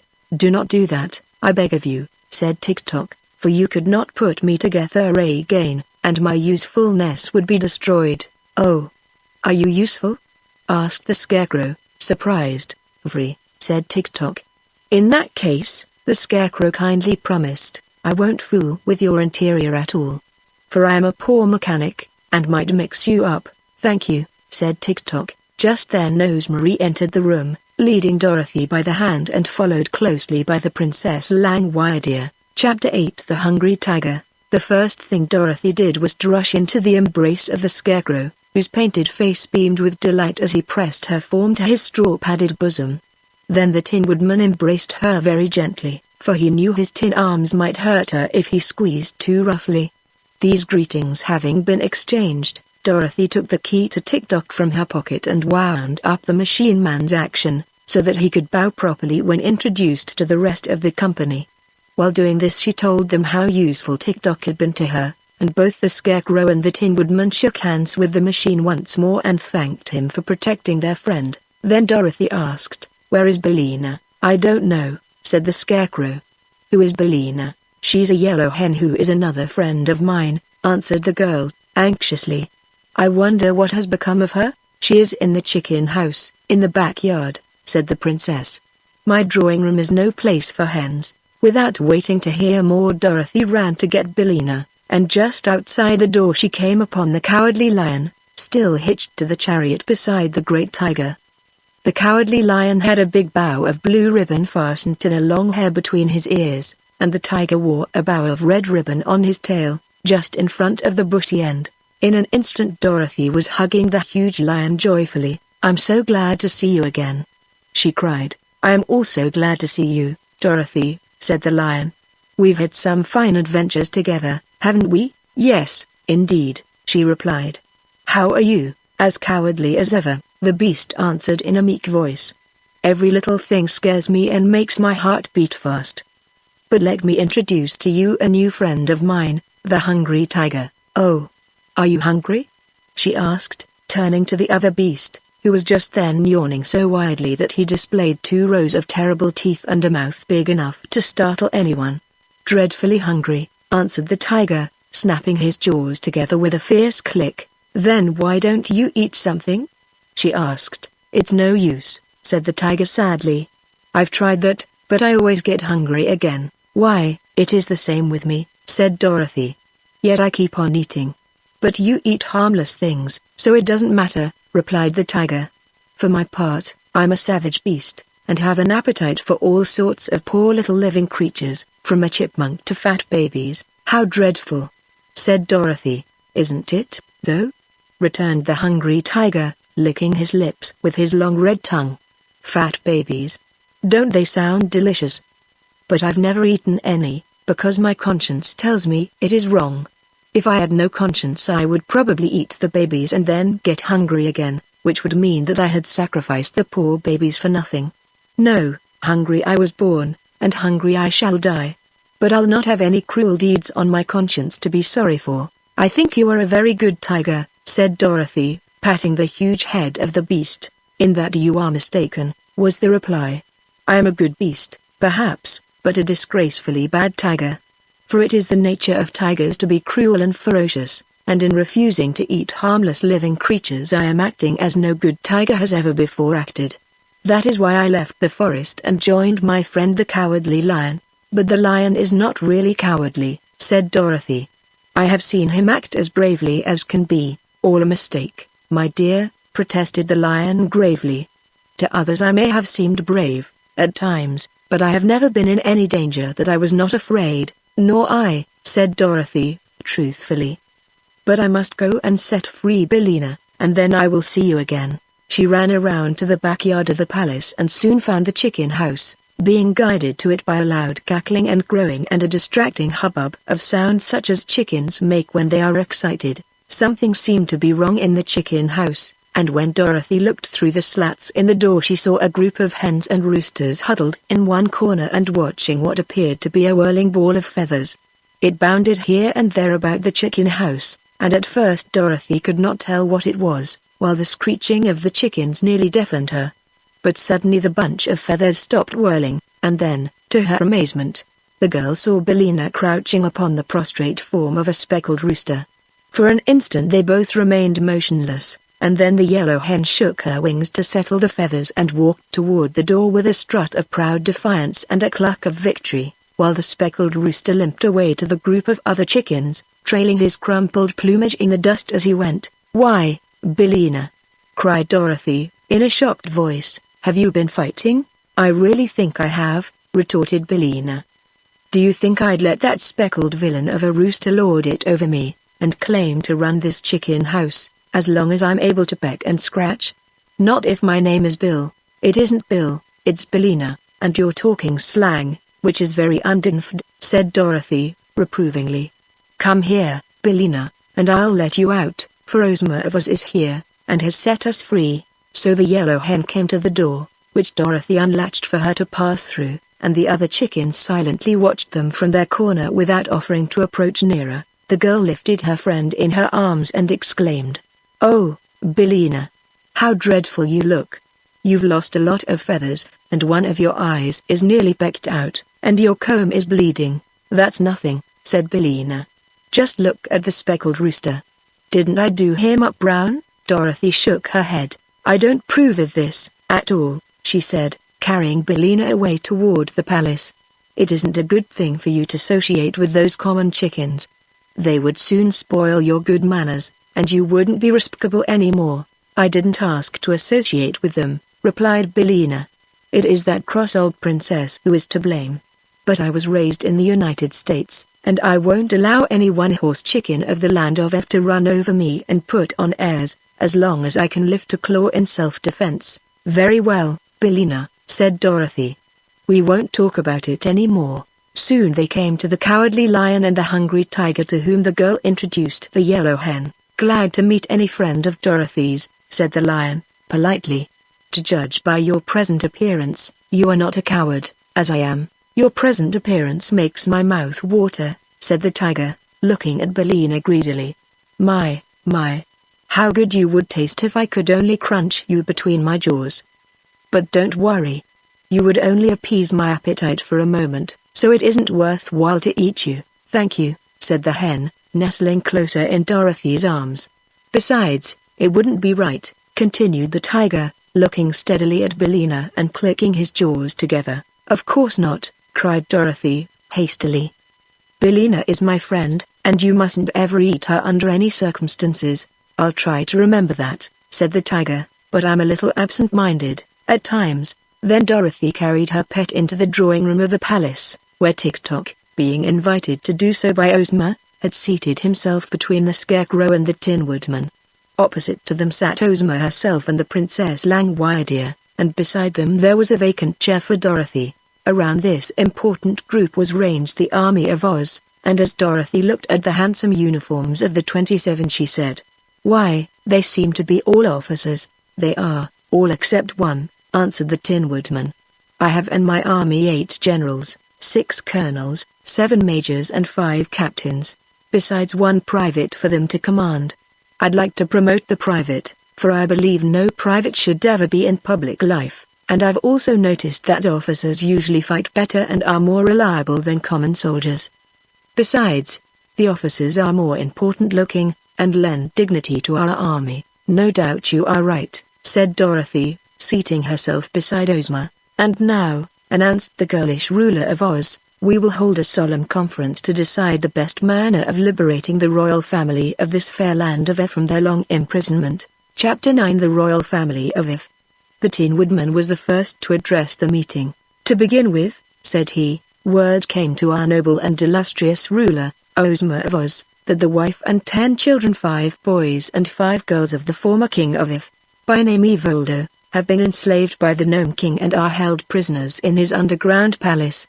Also that there was no one in If powerful enough to release them. Naturally our Ozma wished to undertake the adventure of liberating the poor prisoners, but for a long time she could find no way to cross the great desert between the 2 countries.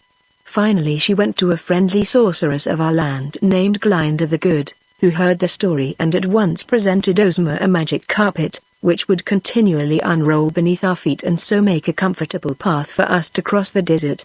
As soon as she had received the carpet our gracious ruler ordered me to assemble our army, which I did.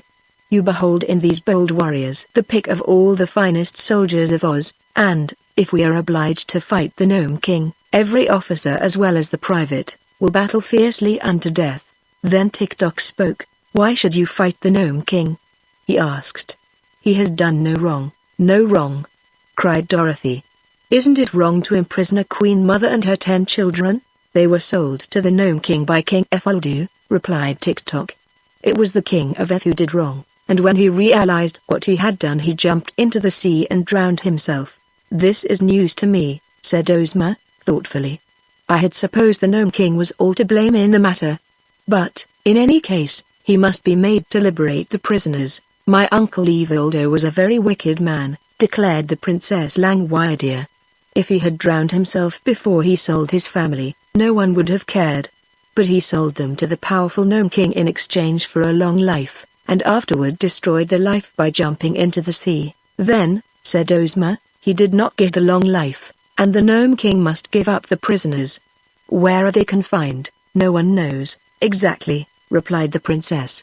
"For the king, whose name is Roquat of the Rocks, owns a splendid palace underneath the great mountain which is at the north end of this kingdom, and he has transformed the queen and her children into ornaments and bric-a-brac with which to decorate his rooms." "I'd like to know," said Dorothy, "who this Gnome King is." "I will tell you," replied Ozma. "He is said to be the ruler of the underground world, and commands the rocks and all that the rocks contain. Under his rule are many thousands of the gnomes, who are queerly shaped but powerful sprites that labor at the furnaces and forges of their king, making gold and silver and other metals which they conceal in the crevices of the rocks, so that those living upon the earth's surface can only find them with great difficulty.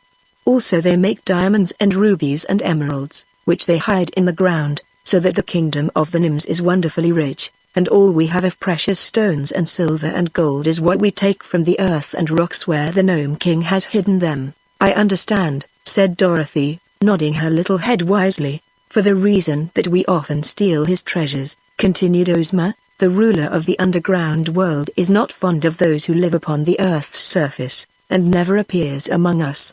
If we wish to see King Roquat of the Rocks, we must visit his own country, where he is all-powerful, and therefore it will be a dangerous undertaking. But, for the sake of the poor prisoners," said Dorothy, "we ought to do it." "We shall do it," replied the Scarecrow, "although it requires a lot of courage for me to go near to the furnaces of the Gnome King. For I am only stuffed with straw, and a single spark of fire might destroy me entirely. The furnaces may also melt my tin," said the Tin Woodman. "But I am going. I can't bear heat," remarked the Princess Langwidere. yawning lazily, so I shall stay at home. But I wish you may have success in your undertaking, for I am heartily tired of ruling this stupid kingdom, and I need more leisure in which to admire my beautiful heads. We do not need you, said Ozma. For, if with the aid of my brave followers I cannot accomplish my purpose, then it would be useless for you to undertake the journey. Quite true, sighed the princess. So, if you'll excuse me, I will now retire to my cabinet. I've worn this head quite a while, and I want to change it for another. When she had left them, and you may be sure no one was sorry to see her go, Ozma said to Tik-Tok. Will you join our party? I am the slave of the girl Dorothy, who rescued me from Prion, replied the machine. Where she goes I will go. Oh, I am going with my friends, of course, said Dorothy, quickly. I wouldn't miss the fun for anything. Will you go, too, Billina? To be sure, said Billina in a careless tone. She was smoothing down the feathers of her back and not paying much attention. It is just in her line, remarked the Scarecrow. If she is nicely roasted, she will be better than ever. Then said Ozma, we will arrange to start for the kingdom of the Nymphs at daybreak tomorrow. And, in the meantime, we will rest and prepare ourselves for the journey. Although Princess Langwide-Ear did not again appear to her guests, the palace servants waited upon the strangers from Oz and did everything in their power to make the party comfortable. There were many vacant rooms at their disposal, and the brave army of 27 was easily provided for and liberally feasted. The Cowardly Lion and the Hungry Tiger were unharnessed from the chariot and allowed to roam at will throughout the palace, where they nearly frightened the servants into fits, although they did no harm at all. At one time Dorothy found the little maid Nanda crouching in terror in a corner, with the Hungry Tiger standing before her. You certainly look delicious, the beast was saying.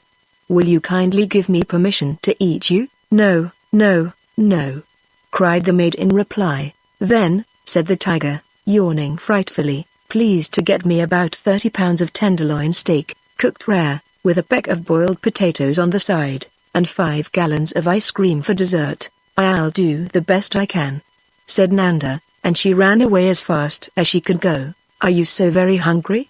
Asked Dorothy, in wonder. You can hardly imagine the size of my appetite, replied the tiger, sadly. It seems to fill my whole body, from the end of my throat to the tip of my tail. I am very sure the appetite doesn't fit me, and is too large for the size of my body. Someday, when I meet a dentist with a pair of forceps, I'm going to have it pulled. What, your tooth? Asked Dorothy. No, my appetite, said the Hungry Tiger. The little girl spent most of the afternoon talking with the Scarecrow and the Tin Woodman, who related to her all that had taken place in the land of Oz since Dorothy had left it.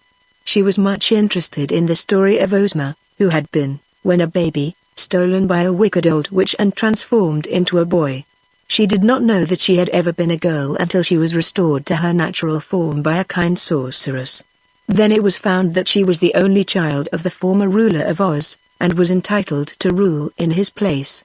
Ozma had many adventures, however, before she regained her father's throne, and in these she was accompanied by a pumpkin-headed man, a highly magnified and thoroughly educated Woggle Bug, and a wonderful sawhorse that had been brought to life by means of a magic powder.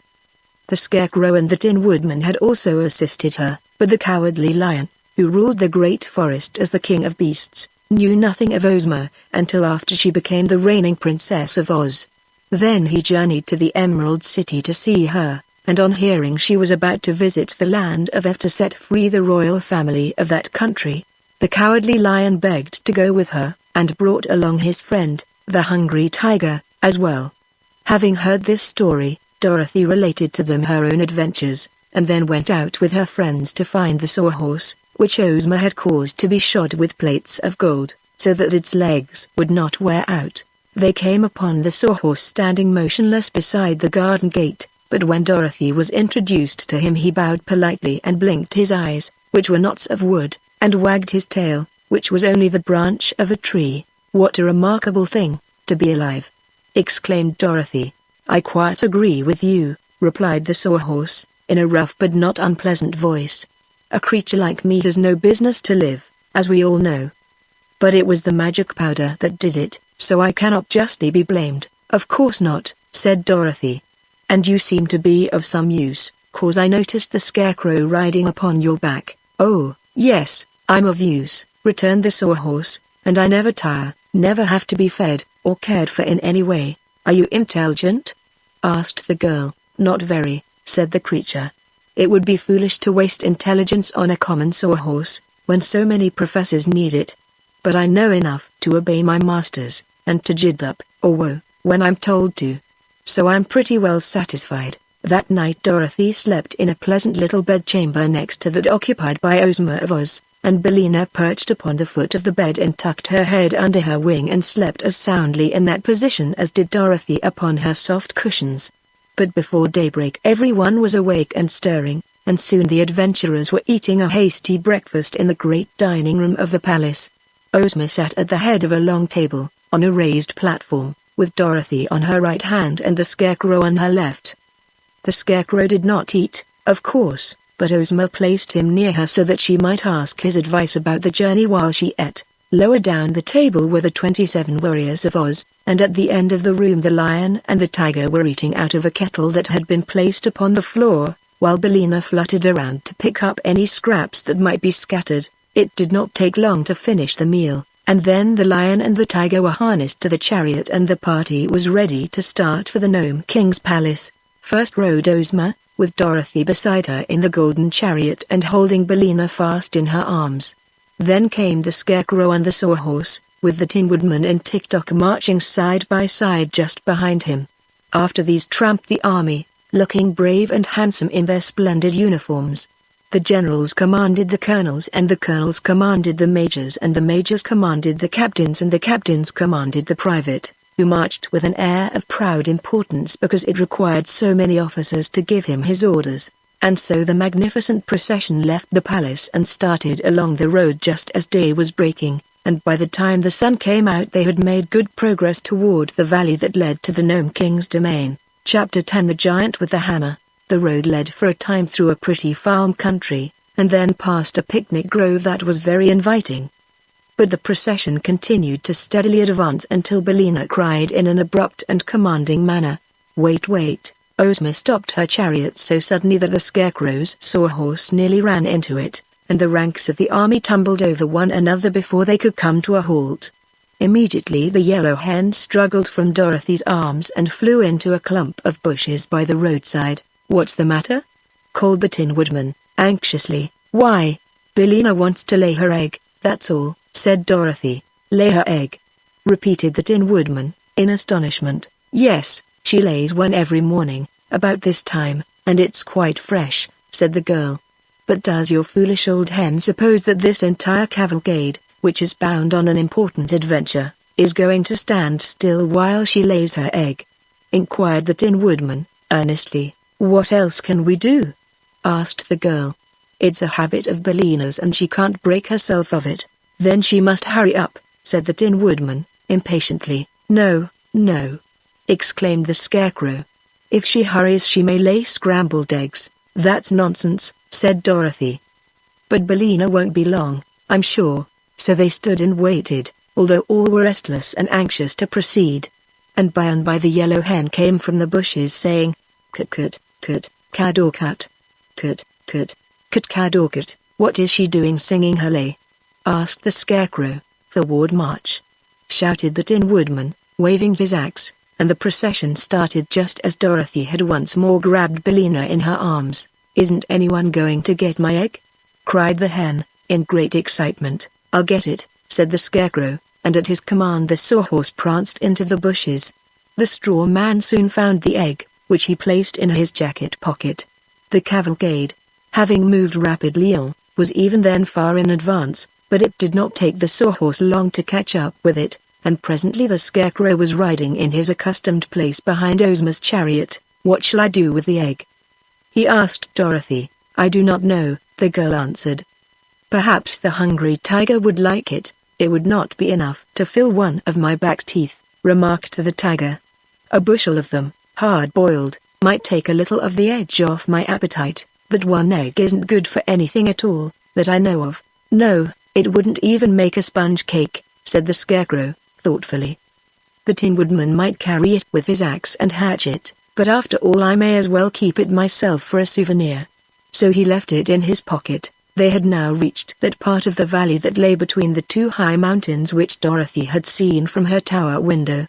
At the far end was the third great mountain, which blocked the valley and was the northern edge of the land of If. It was underneath this mountain that the Gnome King's palace was said to be, but it would be some time before they reached that place. The path was becoming rocky and difficult for the wheels of the chariot to pass over, and presently a deep gulf appeared at their feet which was too wide for them to leap. So Ozma took a small square of green cloth from her pocket and threw it upon the ground. At once it became the magic carpet, and unrolled itself far enough for all the cavalcade to walk upon. The chariot now advanced, and the green carpet unrolled before it, crossing the gulf on a level with its banks, so that all passed over in safety. "That's easy enough," said the Scarecrow.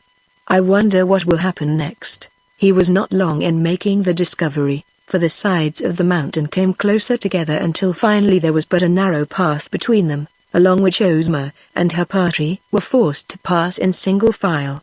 They now heard a low and deep thump!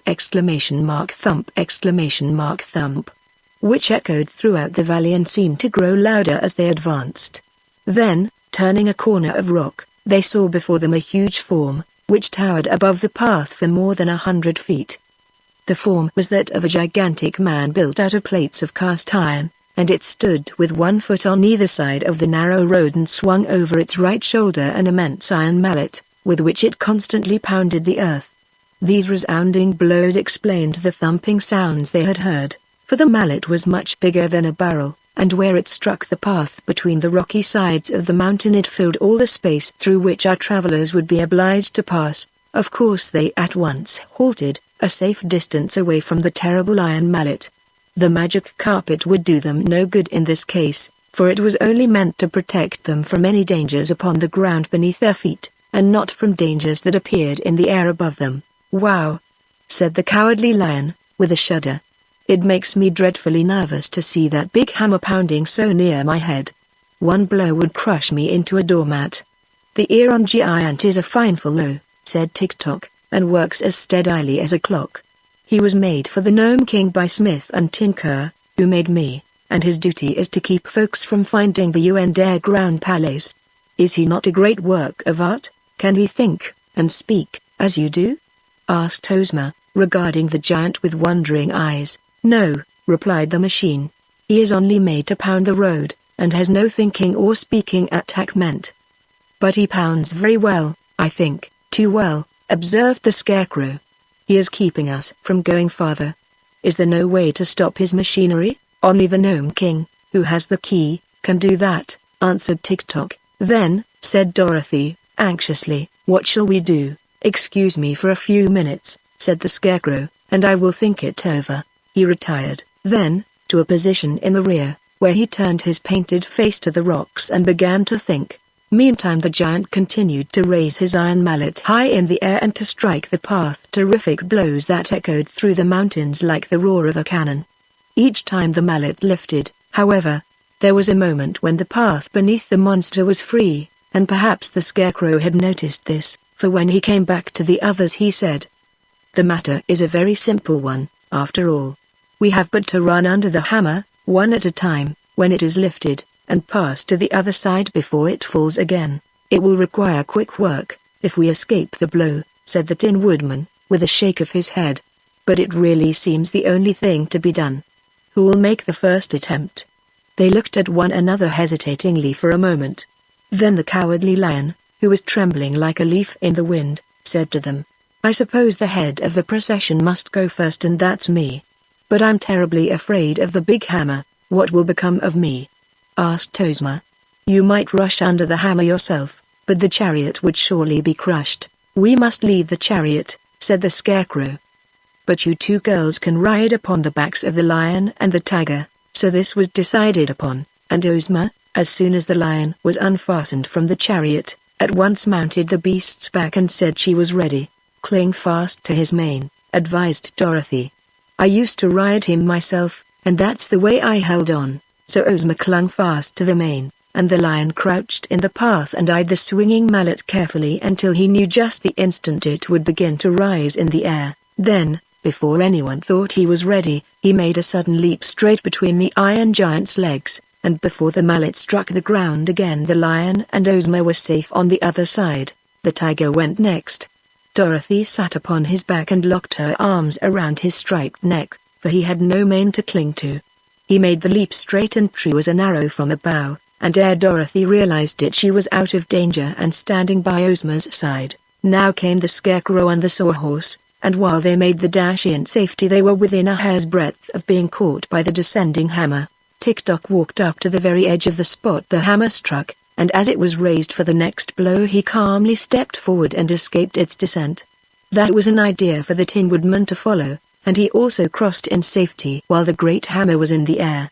But when it came to the 26 officers and the private, their knees were so weak that they could not walk a step. "In battle we are wonderfully courageous," said one of the generals, "and our foes find us very terrible to face. But war is one thing and this is another. When it comes to being pounded upon the head by an iron hammer, and smashed into pancakes, we naturally object." "Make a run for it," urged the Scarecrow. "Our knees shake so that we cannot run," answered a captain. "If we should try it we would all certainly be pounded to a jelly." Well, sighed the cowardly lion, "I see, friend Tiger, that we must place ourselves in great danger to rescue this bold army. Come with me, and we will do the best we can." So, Ozma and Dorothy having already dismounted from their backs, the lion and the tiger leapt back again under the awful hammer and returned with 2 generals clinging to their necks. They repeated this daring passage 12 times, when all the officers had been carried beneath the giant's legs and landed safely on the further side. By that time the beasts were very tired, and panted so hard that their tongues hung out of their great mouths. "But what is to become of the private?" asked Ozma. "Oh, leave him there to guard the chariot," said the lion. "I'm tired out, and won't pass under that mallet again." The officers at once protested that they must have the private with them, else there would be no one for them to command. But neither the lion or the tiger would go after him, and so the Scarecrow sent the Sawhorse. Either the wooden horse was careless, or it failed to properly time the descent of the hammer, for the mighty weapon caught it squarely upon its head, and thumped it against the ground so powerfully that the private flew off its back high into the air, and landed upon one of the giant's cast-iron arms. Here he clung desperately while the arm rose and fell with each one of the rapid strokes. The Scarecrow dashed in to rescue his Sawhorse, and had his left foot smashed by the hammer before he could pull the creature out of danger. They then found that the Sawhorse had been badly dazed by the blow, for while the hard wooden knot of which his head was formed could not be crushed by the hammer, both his ears were broken off and he would be unable to hear a sound until some new ones were made for him. Also his left knee was cracked, and had to be bound up with a string. Bellina having fluttered under the hammer, it now remained only to rescue the private who was riding upon the iron giant's arm, high in the air. The Scarecrow lay flat upon the ground and called to the man to jump down upon his body, which was soft because it was stuffed with straw. This the private managed to do, waiting until a time when he was nearest the ground and then letting himself drop upon the Scarecrow. He accomplished the feat without breaking any bones, and the Scarecrow declared he was not injured in the least. Therefore, the Tin Woodman having by this time fitted new ears to the Sawhorse, the entire party proceeded upon its way, leaving the giant to pound the path behind them. Chapter 11 The Gnome King. By and by, when they drew near to the mountain that blocked their path and which was the furthermost edge of the kingdom of If, the way grew dark and gloomy for the reason that the high peaks on either side shut out the sunshine. And it was very silent, too, as there were no birds to sing or squirrels to chatter, the trees being left far behind them and only the bare rocks remaining. Ozma and Dorothy were a little awed by the silence, and all the others were quiet and grave except the Sawhorse, which, as it trotted along with the Scarecrow upon his back, hummed a queer song, of which this was the chorus. /7 verse, would a wooden horse in a woodland go? I sigh. He would, although, had he not had a wooden head, he'd mount the mountain top instead. /7 verse. But no one paid any attention to this because they were now close to the Gnome King's dominions, and his splendid underground palace could not be very far away. Suddenly they heard a shout of jeering laughter, and stopped short. They would have to stop in a minute, anyway, for the huge mountain barred their further progress and the path ran close up to a wall of rock and ended. "Who was that laughing?" asked Ozma. There was no reply, but in the gloom they could see strange forms flit across the face of the rock. Whatever the creations might be, they seemed very like the rock itself, for they were the color of rocks and their shapes were as rough and rugged as if they had been broken away from the side of the mountain. They kept close to the steep cliff facing our friends, and glided up and down, and this way and that, with a lack of regularity that was quite confusing. And they seemed not to need places to rest their feet, but clung to the surface of the rock as a fly does to a window pane, and were never still for a moment. "Do not mind them," said Tick-Tock, as Dorothy shrank back. "They are only the gnomes." "And what are gnomes?" asked the girl, half frightened. "They are rock fairies, and serve the Gnome King," replied the machine. "But they will do us no harm. You must call for the king, because without him you can never find the entrance to the palace." "You call," said Dorothy to Ozma. Just then the gnomes laughed again, and the sound was so weird and disheartening that the 26 officers commanded the private to right about face. And they all started to run as fast as they could. The Tin Woodman at once pursued his army and cried halt. And when they had stopped their flight he asked, "Where are you going?" I find I've forgotten the brush for my whiskers," said a general, trembling with fear. "So we are going back after it." "That is impossible," replied the Tin Woodman. "For the giant with the hammer would kill you all if you tried to pass him." "Oh, I'd forgotten the giant," said the general, turning pale. "You seem to forget a good many things," remarked the Tin Woodman.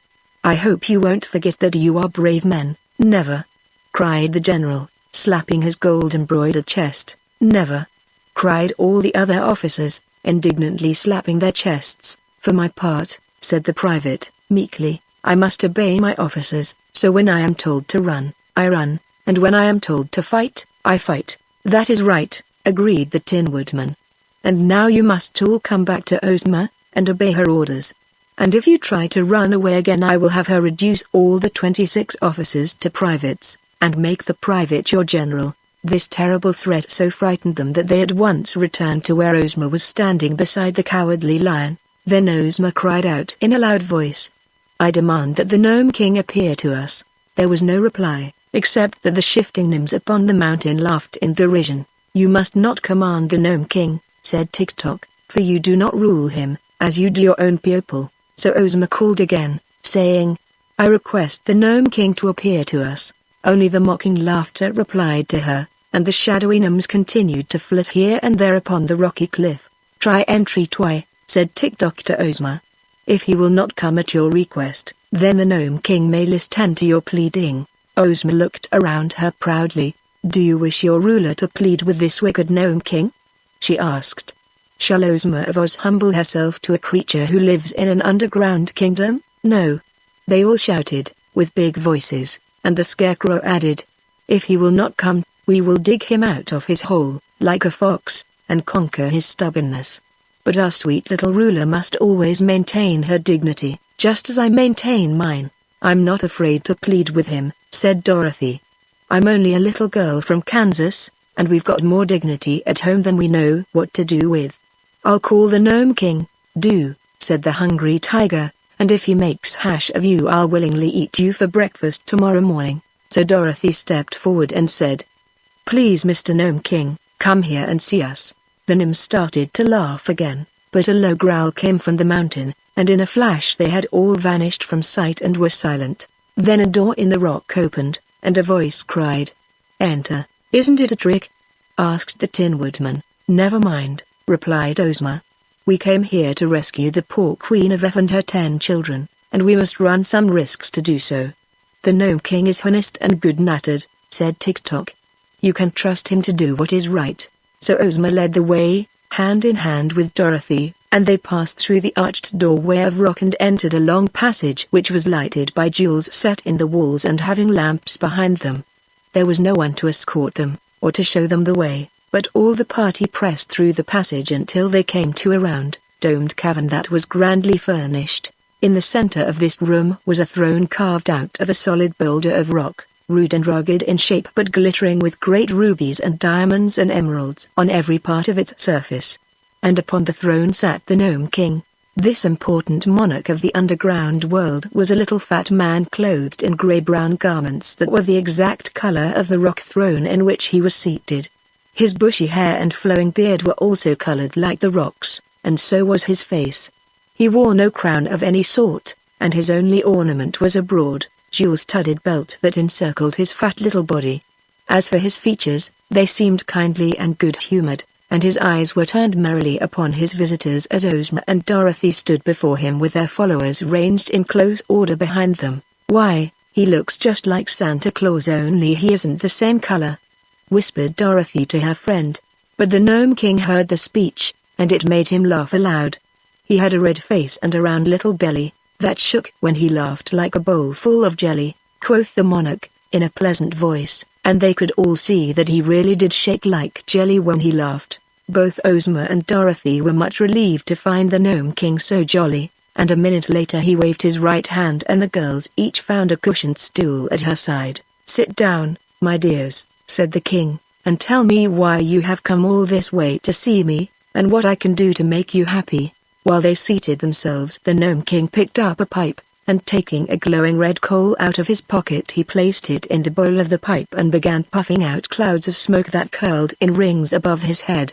Dorothy thought this made the little monarch look more like Santa Claus than ever, but Ozma now began speaking, and everyone listened intently to her words. "Your Majesty," said she, "I am the ruler of the land of Oz, and I have come here to ask you to release the good Queen of F and her 10 children, whom you have enchanted and hold as your prisoners." "Oh, no, you are mistaken about that," replied the king. "They are not my prisoners, but my slaves, whom I purchased from the king of If." "But that was wrong," said Ozma. "According to the laws of If, the king can do no wrong," answered the monarch, earing a ring of smoke he had just blown from his mouth, "so that he had a perfect right to sell his family to me in exchange for a long life." "You cheated him, though," declared Dorothy, "for the king of F did not have a long life. He jumped into the sea and was drowned." "That was not my fault," said the Gnome King, crossing his legs and smiling contentedly. "I gave him the long life." "All right, but he destroyed it. Then how could it be a long life?" asked Dorothy. "Easily enough," was the reply. "Now suppose, my dear, that I gave you a pretty doll in exchange for a lock of your hair, and that after you had received the doll you smashed it into pieces and destroyed it.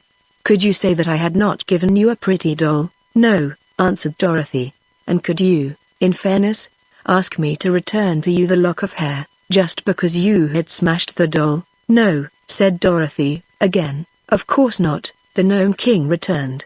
"Nor will I give up the Queen and her children because the King of F destroyed his long life by jumping into the sea. They belong to me and I shall keep them."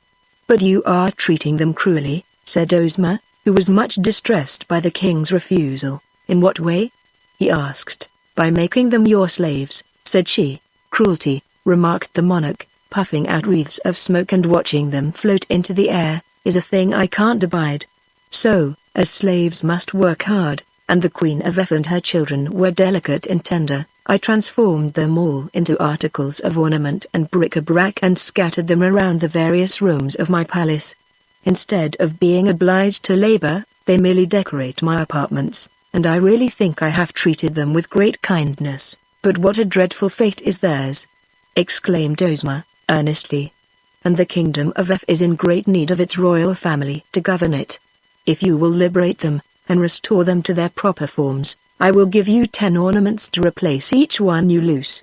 The Gnome King looked grave. "Suppose I refuse?" he asked. "Then," said Ozma, firmly, "I am here with my friends and my army to conquer your kingdom and oblige you to obey my wishes." The Gnome King laughed until he choked, and he choked until he coughed, and he coughed until his face turned from grayish-brown to bright red. And then he wiped his eyes with a rock-colored handkerchief and grew grave again. "You are as brave as you are pretty, my dear," he said to Ozma. "But you have little idea of the extent of the task you have undertaken. Come with me for a moment." He arose and took Ozma's hand, leading her to a little door at one side of the room. This he opened and they stepped out upon a balcony, from whence they obtained a wonderful view of the underground world. A vast cave extended for miles and miles under the mountain, and in every direction were furnaces and forges glowing brightly and gnomes hammering upon precious metals or polishing gleaming jewels. All around the walls of the cave were thousands of doors of silver and gold, built into the solid rock, and these extended in rows far away into the distance, as far as Ozma's eyes could follow them. While the little maid from Oz gazed wonderingly upon this scene, the Gnome King uttered a shrill whistle, and at once all the silver and gold doors flew open and solid ranks of gnome soldiers marched out from every one. So great were their numbers that they quickly filled the immense underground cavern and forced the busy workmen to abandon their tasks. Although this tremendous army consisted of rock-colored gnomes, all squat and fat, they were clothed in glittering armor of polished steel, inlaid with beautiful gems. Upon his brow each wore a brilliant electric light, and they bore sharp spears and swords and battle-axes of solid bronze. It was evident they were perfectly trained, for they stood in straight rows, rank after rank, with their weapons held erect and true, as if awaiting but the word of command to level them upon their foes. "This," said the Gnome King, "is but a small part of my army. No ruler upon earth has ever dared to fight me, and no ruler ever will, for I am too powerful to oppose." He whistled again, and at once the martial array filed through the silver and gold doorways and disappeared, after which the workmen again resumed their labors at the furnaces. Then, sad and discouraged, Ozma of Oz turned to her friends, and the Gnome King calmly reseated himself on his rock throne. "It would be foolish for us to fight," the girl said to the Tin Woodman, "for our brave 27 would be quickly destroyed." "I'm sure I do not know how to act in this emergency. Ask the king where his kitchen is," suggested the tiger. "I'm hungry as a bear. I might pounce upon the king and tear him in pieces," remarked the cowardly lion. "Try it," said the monarch, lighting his pipe with another hot coal which he took from his pocket. The lion crouched low and tried to spring upon the Gnome King, but he hopped only a little way into the air and came down again in the same place, not being able to approach the throne by even an inch. "It seems to me," said the Scarecrow, thoughtfully, "that our best plan is to wheedle His Majesty into giving up his slaves, since he is too great a magician to oppose." "This is the most sensible thing any of you have suggested," declared the Gnome King. "It is folly to threaten me, but I'm so kind-hearted that I cannot stand coaxing or wheedling. If you really wish to accomplish anything by your journey, my dear Ozma, you must coax me." "Very well," said Ozma, more cheerfully.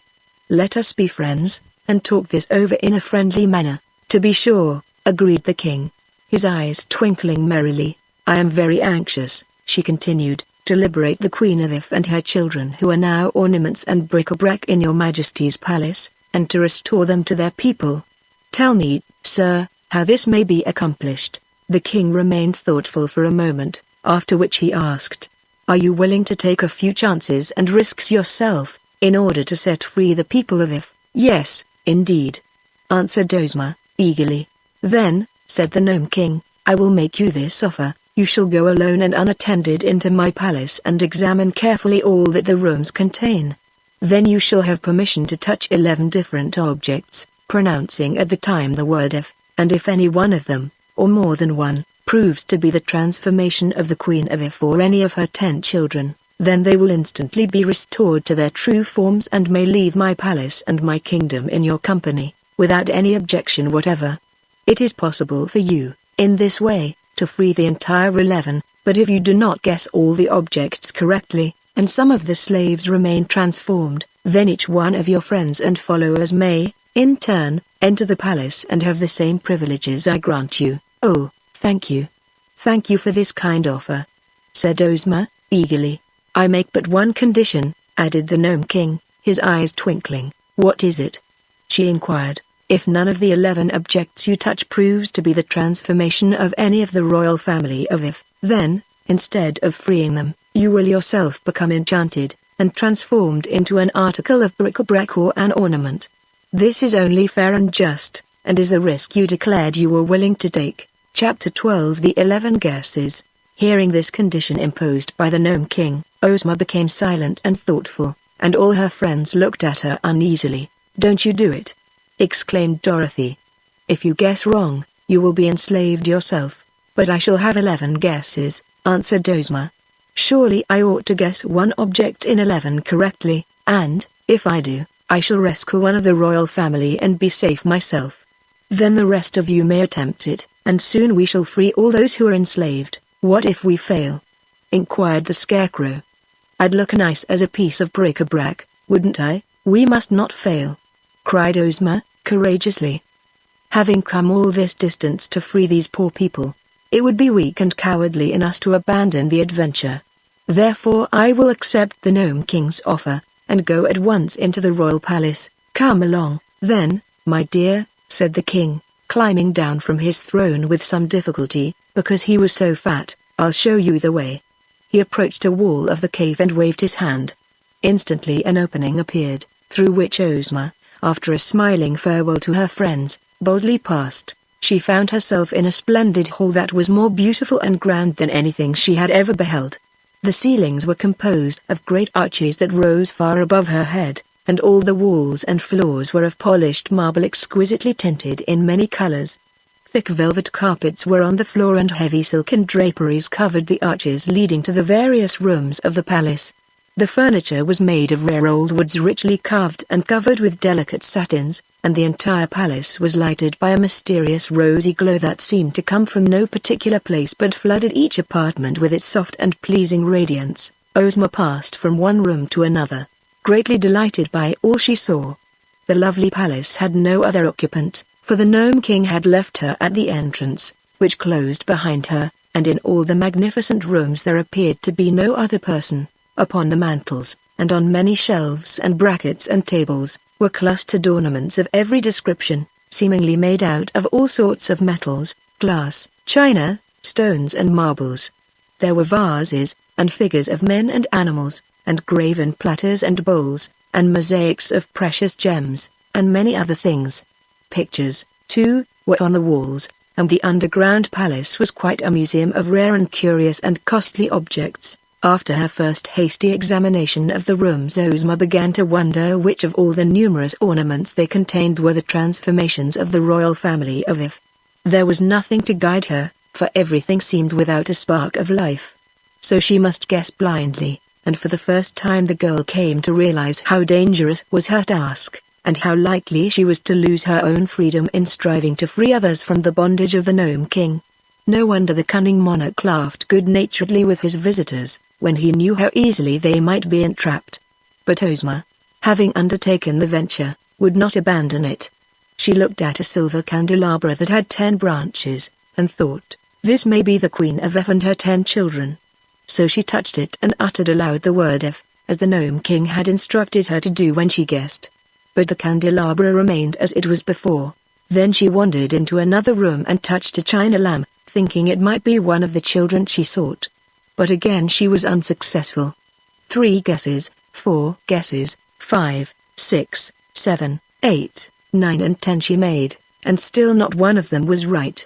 The girl shivered a little and grew pale even under the rosy light, for now but one guess remained, and her own fate depended upon the result. She resolved not to be hasty, and strolled through all the rooms once more, gazing earnestly upon the various ornaments and trying to decide which she would touch.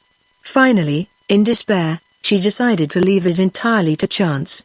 She faced the doorway of a room, shut her eyes tightly, and then, thrusting aside the heavy draperies, she advanced blindly with her right arm outstretched before her. Slowly, softly she crept forward until her hand came in contact with an object upon a small round table. She did not know what it was, but in a low voice she pronounced the word F. The rooms were quite empty of life after that. The Gnome King had gained a new ornament. For upon the edge of the table rested a pretty grasshopper, that seemed to have been formed from a single emerald. It was all that remained of Ozma of Oz. In the throne room just beyond the palace the Gnome King suddenly looked up and smiled. "Next," he said, in his pleasant voice. Dorothy, the Scarecrow, and the Tin Woodman, who had been sitting in anxious silence, each gave a start of dismay and stared into one another's eyes. "Has she failed?" asked Tik-Tok. "So it seems," answered the little monarch, cheerfully. "But that is no reason one of you should not succeed." The next may have 12 guesses, instead of 11, for there are now 12 persons transformed into ornaments. Well, well. Which of you goes next? I'll go, said Dorothy. Not so, replied the Tin Woodman. As commander of Ozma's army, it is my privilege to follow her and attempt her rescue. Away you go, then, said the Scarecrow. But be careful, old friend. I will, promised the Tin Woodman, and then he followed the Gnome King to the entrance to the palace and the rock closed behind him. Chapter 13. The Gnome King laughs. In a moment the king returned to his throne and relighted his pipe, and the rest of the little band of adventurers settled themselves for another long wait. They were greatly disheartened by the failure of their girl ruler, and the knowledge that she was now an ornament in the Gnome King's palace, a dreadful, creepy place in spite of all its magnificence. Without their little leader they did not know what to do next, and each one, down to the trembling private of the army, began to fear he would soon be more ornamental than useful. Suddenly the Gnome King began laughing. Ha, ha, ha. He. Ho, ho, ho. What's happened? Asked the Scarecrow. Why, your friend, the Tin Woodman, has become the funniest thing you can imagine, replied the king, wiping the tears of merriment from his eyes. No one would ever believe he could make such an amusing ornament. Next, they gazed at each other with sinking hearts. One of the generals began to weep dolefully. What are you crying for? Asked the Scarecrow, indignant at such a display of weakness. He owed me 6 weeks back pay, said the general, and I hate to lose him. Then you shall go and find him, declared the Scarecrow. Me? Cried the general, greatly alarmed. Certainly. It is your duty to follow your commander. March. I won't, said the general. I'd like to, of course, but I just simply won't. The Scarecrow looked inquiringly at the Gnome King. Never mind, said the jolly monarch. If he doesn't care to enter the palace and make his guesses, I'll throw him into one of my fiery furnaces. I'll go! Of course I'm going, yelled the general, as quick as scat. Where is the entrance? Where is it? Let me go at once. So the Gnome King escorted him into the palace, and again returned to await the result. What the general did, no one can tell, but it was not long before the king called for the next victim, and a colonel was forced to try his fortune. Thus, one after another, all of the 26 officers filed into the palace and made their guesses and became ornaments. Meantime the king ordered refreshments to be served to those waiting, and at his command a rudely shaped gnome entered, bearing a tray. This gnome was not unlike the others that Dorothy had seen, but he wore a heavy gold chain around his neck to show that he was the chief steward of the Gnome King, and he assumed an air of much importance, and even told His Majesty not to eat too much cake late at night, or he would be ill. Dorothy, however, was hungry, and she was not afraid of being ill, so she ate several cakes and found them good, and also she drank a cup of excellent coffee made of a richly flavored clay, browned in the furnaces and then ground fine, and found it most refreshing and not at all muddy. Of all the party which had started upon this adventure, the little Kansas girl was now left alone with the Scarecrow, Tick-Tock, and the private for counselors and companions. Of course the Cowardly Lion and the Hungry Tiger were still there, but they, having also eaten some of the cakes, had gone to sleep at one side of the cave, while upon the other side stood the Sawhorse, motionless and silent, as became a mere thing of wood. Billina had quietly walked around and picked up the crumbs of cake which had been scattered, and now, as it was long after bedtime, she tried to find some dark place in which to go to sleep. Presently the hen espied a hollow underneath the king's rocky throne, and crept into it unnoticed. She could still hear the chattering of those around her, but it was almost dark underneath the throne, so that soon she had fallen fast asleep. Next, called the king, and the private, whose turn it was to enter the fatal palace, shook hands with Dorothy and the Scarecrow and bade them a sorrowful goodbye, and passed through the rocky portal. They waited a long time, for the private was in no hurry to become an ornament and made his guesses very slowly. The Gnome King, who seemed to know, by some magical power, all that took place in his beautiful rooms of his palace, grew impatient finally and declared he would sit up no longer. I love ornaments, said he, but I can wait until tomorrow to get more of them. So, as soon as that stupid private is transformed, we will all go to bed and leave the job to be finished in the morning. Is it so very late? Asked Dorothy. "Why, it is after midnight," said the king, "and that strikes me as being late enough. There is neither night nor day in my kingdom, because it is under the earth's surface, where the sun does not shine. But we have to sleep, just the same as the upstairs people do, and for my part I'm going to bed in a few minutes." Indeed, it was not long after this that the private made his last guess. Of course he guessed wrongly, and of course he at once became an ornament.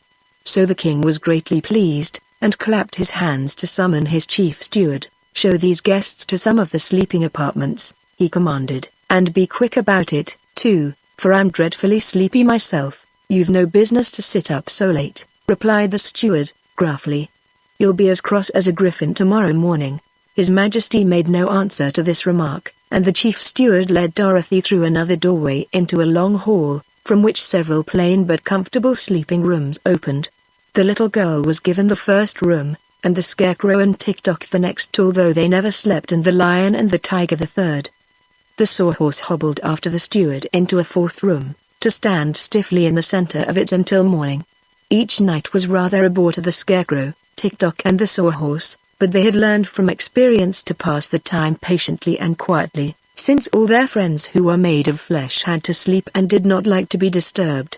When the chief steward had left them alone, the Scarecrow remarked, sadly, "I am in great sorrow over the loss of my old comrade, the Tin Woodman. We have had many dangerous adventures together, and escaped them all, and now it grieves me to know he has become an ornament, and is lost to me forever. He was always an ornament to society," said Tick-Tock. "True. But now the Gnome King laughs at him, and calls him the funniest ornament in all the palace. It will hurt my poor friend's pride to be laughed at," continued the Scarecrow, sadly. "We will make rather absurd ornaments, ourselves, tomorrow," observed the machine, in his monotonous voice. Just then Dorothy ran into their room, in a state of great anxiety, crying, "Where's Billina? Have you seen Billina? Is she here?" "No," answered the Scarecrow. "Then what has become of her?"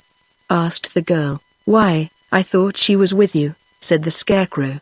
"Yet I do not remember seeing the yellow hen since she picked up the crumbs of cake. We must have left her in the room where the king's throne is," decided Dorothy, and at once she turned and ran down the hall to the door through which they had entered. But it was fast closed and locked on the other side, and the heavy slab of rock proved to be so thick that no sound could pass through it. So Dorothy was forced to return to her chamber. The Cowardly Lion stuck his head into her room to try to console the girl for the loss of her feathered friend. "The yellow hen is well able to take care of herself," said he, "so don't worry about her, but try to get all the sleep you can. It has been a long and weary day, and you need rest." "I'll probably get lots of rest tomorrow, when I become an ornament," said Dorothy, sleepily. But she lay down upon her couch, nevertheless, and in spite of all her worries was soon in the land of dreams. Chapter 14. Dorothy tries to be brave. Meantime the chief steward had returned to the throne room, where he said to the king, "You're a fool to waste so much time upon these people." "What?" cried his Majesty, in so enraged a voice that it awoke Billina, who was asleep under his throne. "How dare you call me a fool?" "Because I like to speak the truth," said the steward. "Why didn't you enchant them all at once, instead of allowing them to go one by one into the palace and guess which ornaments are the Queen of and her children?"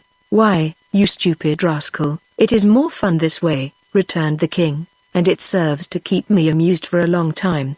"But suppose some of them happen to guess aright," persisted the steward, "then you would lose your old ornaments and these new ones, too." "There is no chance of their guessing aright," replied the monarch, with a laugh. "How could they know that the Queen of and her family are all ornaments of a royal purple color?" "But there are no other purple ornaments in the palace," said the steward. "There are many other colors, however, and the purple ones are scattered throughout the rooms, and are of many different shapes and sizes. Take my word for it, steward, they will never think of choosing the purple ornaments." Billina, squatting under the throne, had listened carefully to all this talk, and now chuckled softly to herself as she heard the king disclose his secret. "Still, you are acting foolishly by running the chance," continued the steward, roughly, "and it is still more foolish of you to transform all those people from Oz into green ornaments." "I did that because they came from the Emerald City," replied the king, and I had no green ornaments in my collection until now. I think they will look quite pretty, mixed with the others. Don't you?" The steward gave an angry grunt. "Have your own way, since you are the king," he growled. "But if you come to grief through your carelessness, remember that I told you so. If I wore the magic belt which enables you to work all your transformations, and gives you so much other power, I am sure I would make a much wiser and better king than you are." "Oh, cease your tiresome chatter," commanded the king, getting angry again. "Because you are my chief steward you have an idea you can scold me as much as you please. But the very next time you become impudent, I will send you to work in the furnaces, and get another gnome to fill your place. Now follow me to my chamber, for I am going to bed. And see that I am wakened early tomorrow morning. I want to enjoy the fun of transforming the rest of these people into ornaments." "What color will you make the Kansas girl?" asked the steward. "Gray, I think," said His Majesty. "And the Scarecrow and the Machine Man?" "Oh, they shall be of solid gold, because they are so ugly in real life." Then the voices died away, and Bellina knew that the king and his steward had left the room. She fixed up some of her tail feathers that were not straight, and then tucked her head under her wing again and went to sleep. In the morning Dorothy and the lion and tiger were given their breakfast in their rooms, and afterward joined the king in his throne room. The tiger complained bitterly that he was half-starved, and begged to go into the palace and become an ornament, so that he would no longer suffer the pangs of hunger. "Haven't you had your breakfast?" asked the Gnome King. "Oh, I had just a bite," replied the beast. "But what good is a bite to a hungry tiger?" He ate 17 bowls of porridge, a platter full of fried sausages, 11 loaves of bread and 21 mince pies, said the steward. "What more do you want?" demanded the king. "A fat baby." "I want a fat baby," said the hungry tiger. "A nice, plump, juicy, tender, fat baby. But, of course, if I had one, my conscience would not allow me to eat it. So I'll have to be an ornament and forget my hunger." "Impossible!" exclaimed the king. "I'll have no clumsy beasts enter my palace, to overturn and break all my pretty knickknacks. When the rest of your friends are transformed you can return to the upper world, and go about your business. As for that, we have no business, when our friends are gone," said the lion. "So we do not care much what becomes of us." Dorothy begged to be allowed to go first into the palace, but Tick-Tock firmly maintained that the slave should face danger before the mistress. The Scarecrow agreed with him in that, so the Gnome King opened the door for the Machine Man, who tramped into the palace to meet his fate. Then His Majesty returned to his throne and puffed his pipe so contentedly that a small cloud of smoke formed above his head. By and by he said, "I'm sorry there are so few of you left. Very soon, now, my fun will be over, and then for amusement I shall have nothing to do but admire my new ornaments." "It seems to me," said Dorothy, "that you are not so honest as you pretend to be." "How's that?" asked the king. "Why, you made us think it would be easy to guess what ornaments the people of Ev were changed into." "It is easy," declared the monarch, "if one is a good guesser. But it appears that the members of your party are all poor guessers." "What is Tick-Tock doing now?" asked the girl, uneasily. "Nothing," replied the king, with a frown. "He is standing perfectly still, in the middle of the room." "Oh, I expect he's run down," said Dorothy. "I forgot to wind him up this morning." "How many guesses has he made?" "All that he is allowed except one," answered the king.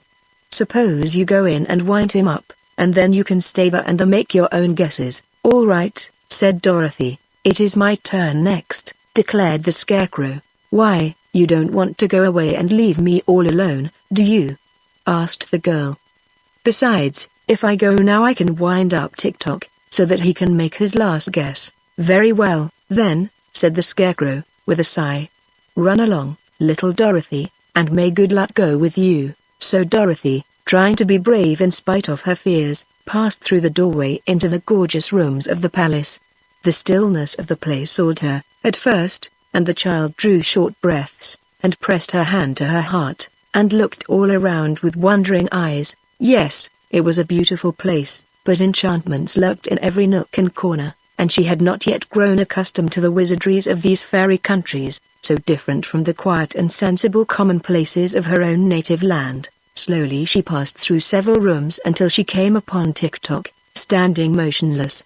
It really seemed, then, that she had found a friend in this mysterious palace, so she hastened to wind up the machine man's action and speech and thoughts. "Thank you, Dorothy," were his first words.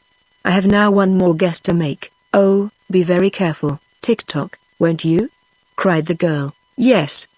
But the Gnome King has us in his power, and he has set a trap for us.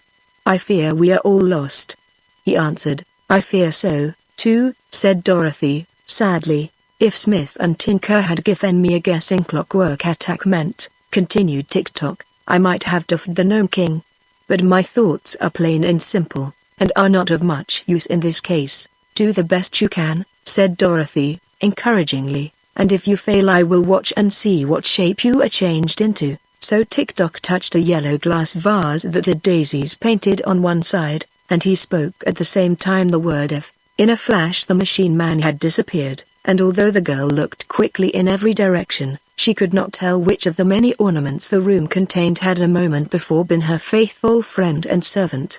So all she could do was to accept the hopeless task set her, and make her guesses and abide by the result. "It can't hurt very much," she thought, "for I haven't heard any of them scream or cry out, not even the poor officers. Dear me. I wonder if Uncle Henry or Aunt Em will ever know I have become an ornament in the Gnome King's palace, and must stand forever and ever in one place and look pretty except when I move to be dusted.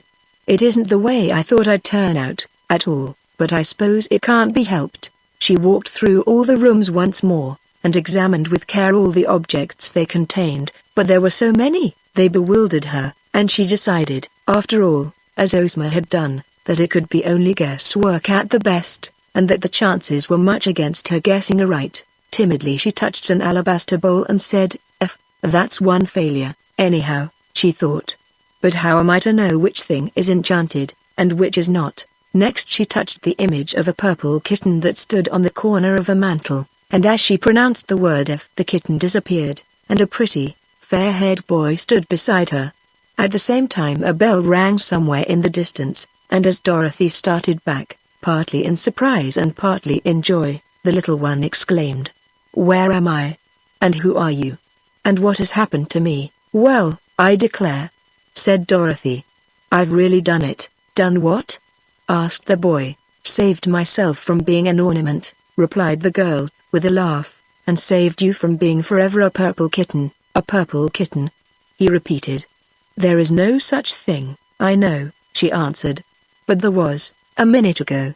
Don't you remember standing on a corner of the mantel?" "Of course not. I'm a prince of If, and my name is Evering," the little one announced, proudly. "But my father, the king, sold my mother and all her children to the cruel ruler of the Gnomes, and after that I remember nothing at all." "A purple kitten can't be expected to remember, Evering," said Dorothy. "But now you are yourself again, and I'm going to try to save some of your brothers and sisters, and perhaps your mother, as well. So come with me." She seized the child's hand and eagerly hurried here and there, trying to decide which object to choose next. The third guess was another failure, and so was the fourth and the fifth. Little Evering could not imagine what she was doing, but he trotted along beside her very willingly, for he liked the new companion he had found. Dorothy's further quest proved unsuccessful, but after her first disappointment was over, the little girl was filled with joy and thankfulness to think that after all she had been able to save one member of the royal family of If, and could restore the little prince to his sorrowing country. Now she might return to the terrible Gnome King in safety, carrying with her the prize she had won in the person of the fair-haired boy. So she retraced her steps until she found the entrance to the palace, and as she approached, the massive doors of rock opened of their own accord, allowing both Dorothy and Evering to pass the portals and enter the throne room. Chapter 15 Bellina frightens the Gnome King. Now when Dorothy had entered the palace to make her guesses and the Scarecrow was left with the Gnome King, the two sat in moody silence for several minutes. Then the monarch exclaimed, in a tone of satisfaction, "Very good." "Who is very good?" asked the Scarecrow, the machine man. "He won't need to be wound up anymore, for he has now become a very neat ornament." "Very neat, indeed. How about Dorothy?" the Scarecrow inquired. "Oh, She will begin to guess, pretty soon, said the king, cheerfully. And then she will join my collection, and it will be your turn. The good scarecrow was much distressed by the thought that his little friend was about to suffer the fate of Ozma and the rest of their party, but while he sat in gloomy reverie a shrill voice suddenly cried, "Cut, cut, cut-cador-cut, cut, cut, cut-cador-cut." The Gnome King nearly jumped off his seat. He was so startled. Good gracious! What's that? He yelled. "Why, it's Billina," said the Scarecrow. "What do you mean by making a noise like that?"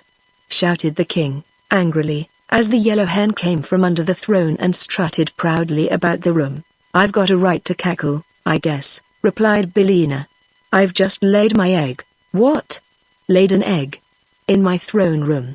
How dare you do such a thing?" asked the king, in a voice of fury. "I lay eggs wherever I happen to be," said the hen, ruffling her feathers and then shaking them into place. "But thunderation! Don't you know that eggs are poison?" roared the king, while his rock-colored eyes stuck out in great terror. "Poison? Well, I declare," said Billina, indignantly. "I'll have you know all my eggs are warranted strictly fresh and up-to-date." "Poison, indeed, you don't understand," retorted the little monarch, nervously. "Eggs belong only to the outside world, to the world on the Earth's surface, where you came from. Here, in my underground kingdom, they are rank poison, as I said, and we gnomes can't bear them around." "Well, you'll have to bear this one around," declared Billina, "for I've laid it." "Where?" asked the king. "Under your throne," said the hen. The king jumped 3 feet into the air, so anxious was he to get away from the throne. "Take it away. Take it away at once," he shouted. "I can't," said Billina. "I haven't any hands." "I'll take the egg," said the Scarecrow. "I'm making a collection of Billina's eggs. There's one in my pocket now, that she laid yesterday." Hearing this, the monarch hastened to put a good distance between himself and the Scarecrow, who was about to reach under the throne for the egg when the hen suddenly cried. "Stop, what's wrong?" asked the Scarecrow. "Don't take the egg unless the king will allow me to enter the palace and guess as the others have done," said Billina. "Sure," returned the king. "You're only a hen. How could you guess my enchantments?" "I can try, I suppose," said Billina. "And, if I fail, you will have another ornament. A pretty ornament you'd make, wouldn't you?" growled the king. "But you shall have your way. It will properly punish you for daring to lay an egg in my presence. After the Scarecrow is enchanted you shall follow him into the palace." "But how will you touch the objects?" "With my claws," said the hen, "and I can speak the word F as plainly as anyone. Also I must have the right to guess the enchantments of my friends, and to release them if I succeed." "Very well," said the king. "You have my promise." "Then," said Billina to the Scarecrow, "you may get the egg." He knelt down and reached underneath the throne and found the egg, which he placed in another pocket of his jacket, fearing that if both eggs were in one pocket they would knock together and get broken. Just then a bell above the throne rang briskly, and the king gave another nervous jump. "Well, well," said he, with a rueful face, "the girl has actually done it." "Done what?" asked the Scarecrow. "She has made one guess that is right, and broken one of my neatest enchantments. By Ricky, it's too bad. I never thought she would do it." "Do I understand that she will now return to us in safety?" inquired the Scarecrow, joyfully wrinkling his painted face into a broad smile. "Of course," said the king, fretfully pacing up and down the room. "I always keep my promises, no matter how foolish they are. But I shall make an ornament of the yellow hen to replace the one I have just lost." "Perhaps you will, and perhaps you won't," murmured Billina, calmly. "I may surprise you by guessing right." "Guessing right?" snapped the king. "How could you guess right, where your betters have failed, you stupid fowl?" Billina did not care to answer this question, and a moment later the doors flew open and Dorothy entered, leading the little Prince Evering by the hand. The Scarecrow welcomed the girl with a close embrace, and he would have embraced Evering, too, in his delight. But the little prince was shy, and shrank away from the painted Scarecrow because he did not yet know his many excellent qualities. But there was little time for the friends to talk, because the Scarecrow must now enter the palace. Dorothy's success had greatly encouraged him, and they both hoped he would manage to make at least one correct guess. However, He proved as unfortunate as the others except Dorothy, and although he took a good deal of time to select his objects, not one did the poor scarecrow guess aright, so he became a solid gold card receiver, and the beautiful but terrible palace awaited its next visitor. "It's all over," remarked the king, with a sigh of satisfaction, "and it has been a very amusing performance, except for the one good guess the Kansas girl made. I am richer by a great many pretty ornaments. It is my turn, now," said Billina, briskly. "Oh, I'd forgotten you," said the king. "But you needn't go if you don't wish to. I will be generous, and let you off." "No you won't," replied the hen. "I insist upon having my guesses, as you promised." "Then go ahead, you absurd feathered fool," grumbled the king, and he caused the opening that led to the palace to appear once more. "Don't go, Billina," said Dorothy, earnestly. "It isn't easy to guess those ornaments, and only luck saved me from being one myself. Stay with me and we'll go back to the land of Ev together. I'm sure this little prince will give us a home." "Indeed I will," said Evering, with much dignity. "Don't worry, my dear," cried Billina, with a cluck that was meant for a laugh. "I may not be human, but I'm no fool, if I am a chicken." "Oh, Billina," said Dorothy, "you haven't been a chicken in a long time."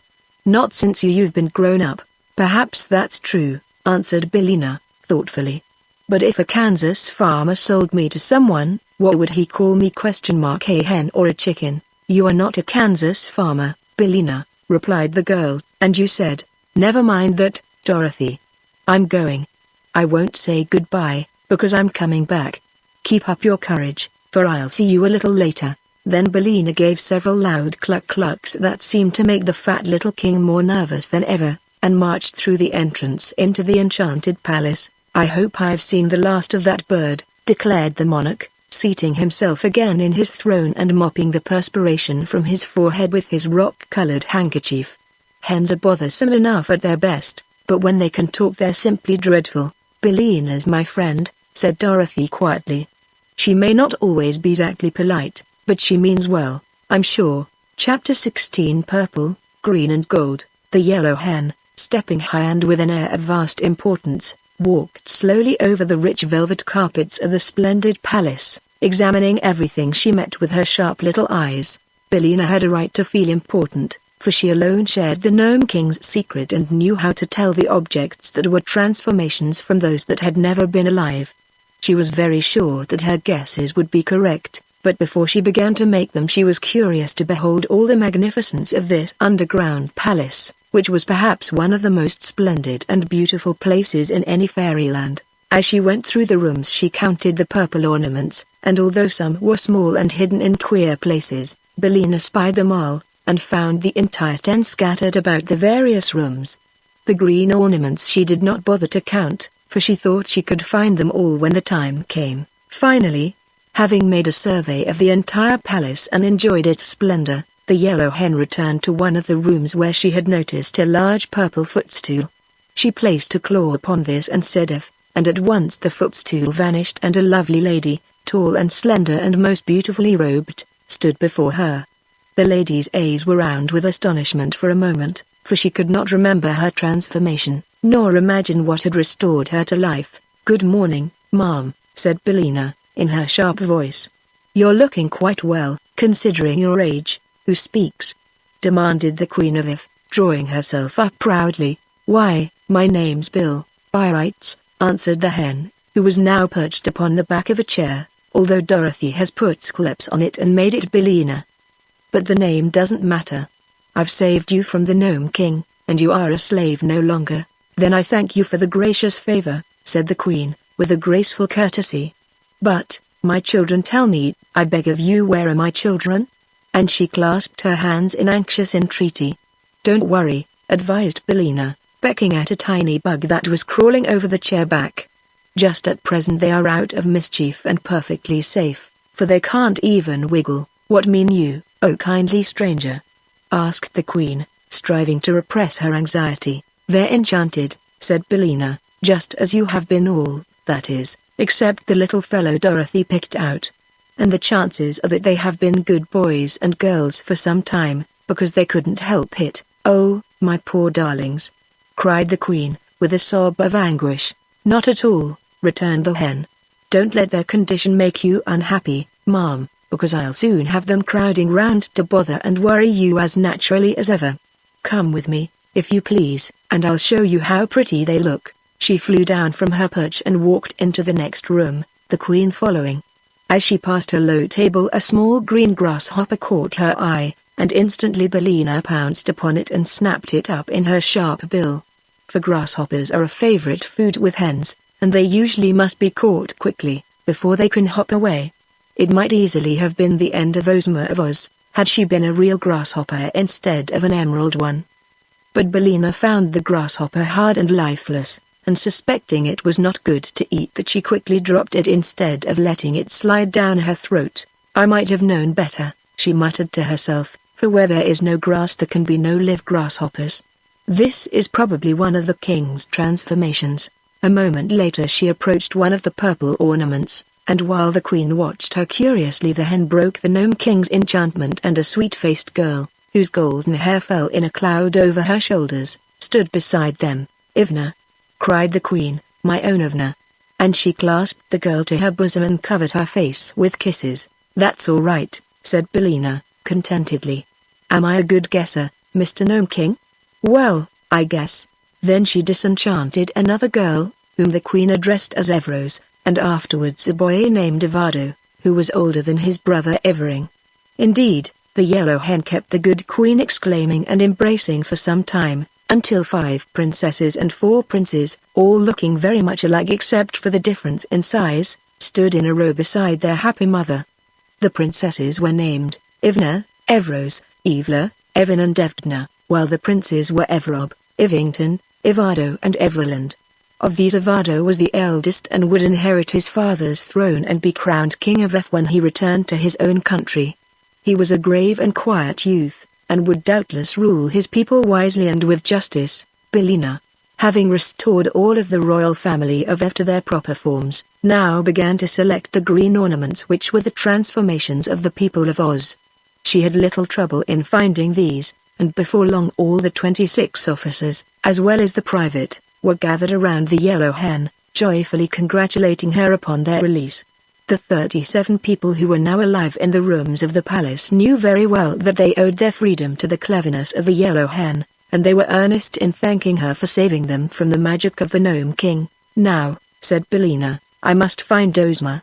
She is sure to be here, somewhere, and of course she is green, being from Oz. So look around, you stupid soldiers, and help me in my search." For a while, however, they could discover nothing more that was green.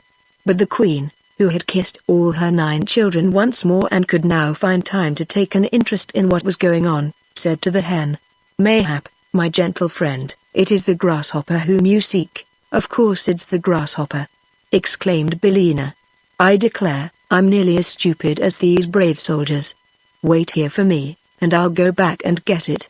So she went into the room where she had seen the grasshopper, and presently Ozma of Oz, as lovely and dainty as ever, entered and approached the Queen of If, greeting her as one high-born princess greets another. "But where are my friends, the Scarecrow and the Tin Woodman?" asked the girl ruler, when these courtesies had been exchanged. "I'll hunt them up," replied Bellina. "The Scarecrow is solid gold, and so is Tick-Tock, but I don't exactly know what the Tin Woodman is, because the Gnome King said he had been transformed into something funny." Ozma eagerly assisted the hen in her quest, and soon the Scarecrow and the Machine Man, being ornaments of shining gold, were discovered and restored to their accustomed forms. But, search as they might, in no place could they find a funny ornament that might be the transformation of the Tin Woodman. "Only one thing can be done," said Ozma, at last, "and that is to return to the Gnome King and oblige him to tell us what has become of our friend." "Perhaps he won't," suggested Bellina. "He must," returned Ozma, firmly. "The king has not treated us honestly, for under the mask of fairness and good nature he entrapped us all, and we would have been forever enchanted had not our wise and clever friend, the yellow hen, found a way to save us." "The king is a villain," declared the Scarecrow. "His laugh is worse than another man's frown," said the private, with a shudder. "I thought he was honest, but I was mistaken," remarked Tick-Tock. "My thoughts are usually correct," but it is Smith and Tinker's fault if they sometimes go wrong or do not work properly. Smith and Tinker made a very good job of you, said Ozma, kindly. I do not think they should be blamed if you are not quite perfect. Thank you, replied Tick-Tock. Then, said Billina, in her brisk little voice, let us all go back to the Gnome King, and see what he has to say for himself. So they started for the entrance, Ozma's going first, with the Queen and her train of little princes and princesses following.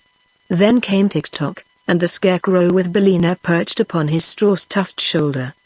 The 27 officers and the private brought up the rear. As they reached the hall, the doors flew open before them, but then they all stopped and stared into the domed cavern with faces of astonishment and dismay. For the room was filled with the mail-clad warriors of the Gnome King, rank after rank standing in orderly array. The electric lights upon their brows gleamed brightly, their battle axes were poised as if to strike down their foes, yet they remained motionless as statues, awaiting the word of command. And in the center of this terrible army sat the little king upon his throne of rock. But he neither smiled nor laughed. Instead, his face was distorted with rage, and most dreadful to behold. Chapter 17 The Scarecrow wins the fight.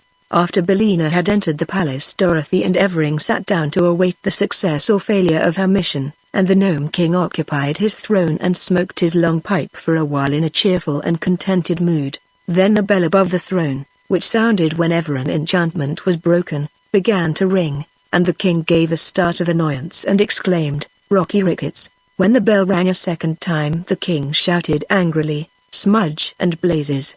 And at a third ring he screamed in a fury, "Hypochloric!" Which must be a dreadful word because we don't know what it means. After that the bell went on ringing time after time, but the king was now so violently enraged that he could not utter a word, but hopped out of his throne and all around the room in a mad frenzy, so that he reminded Dorothy of a jumping jack.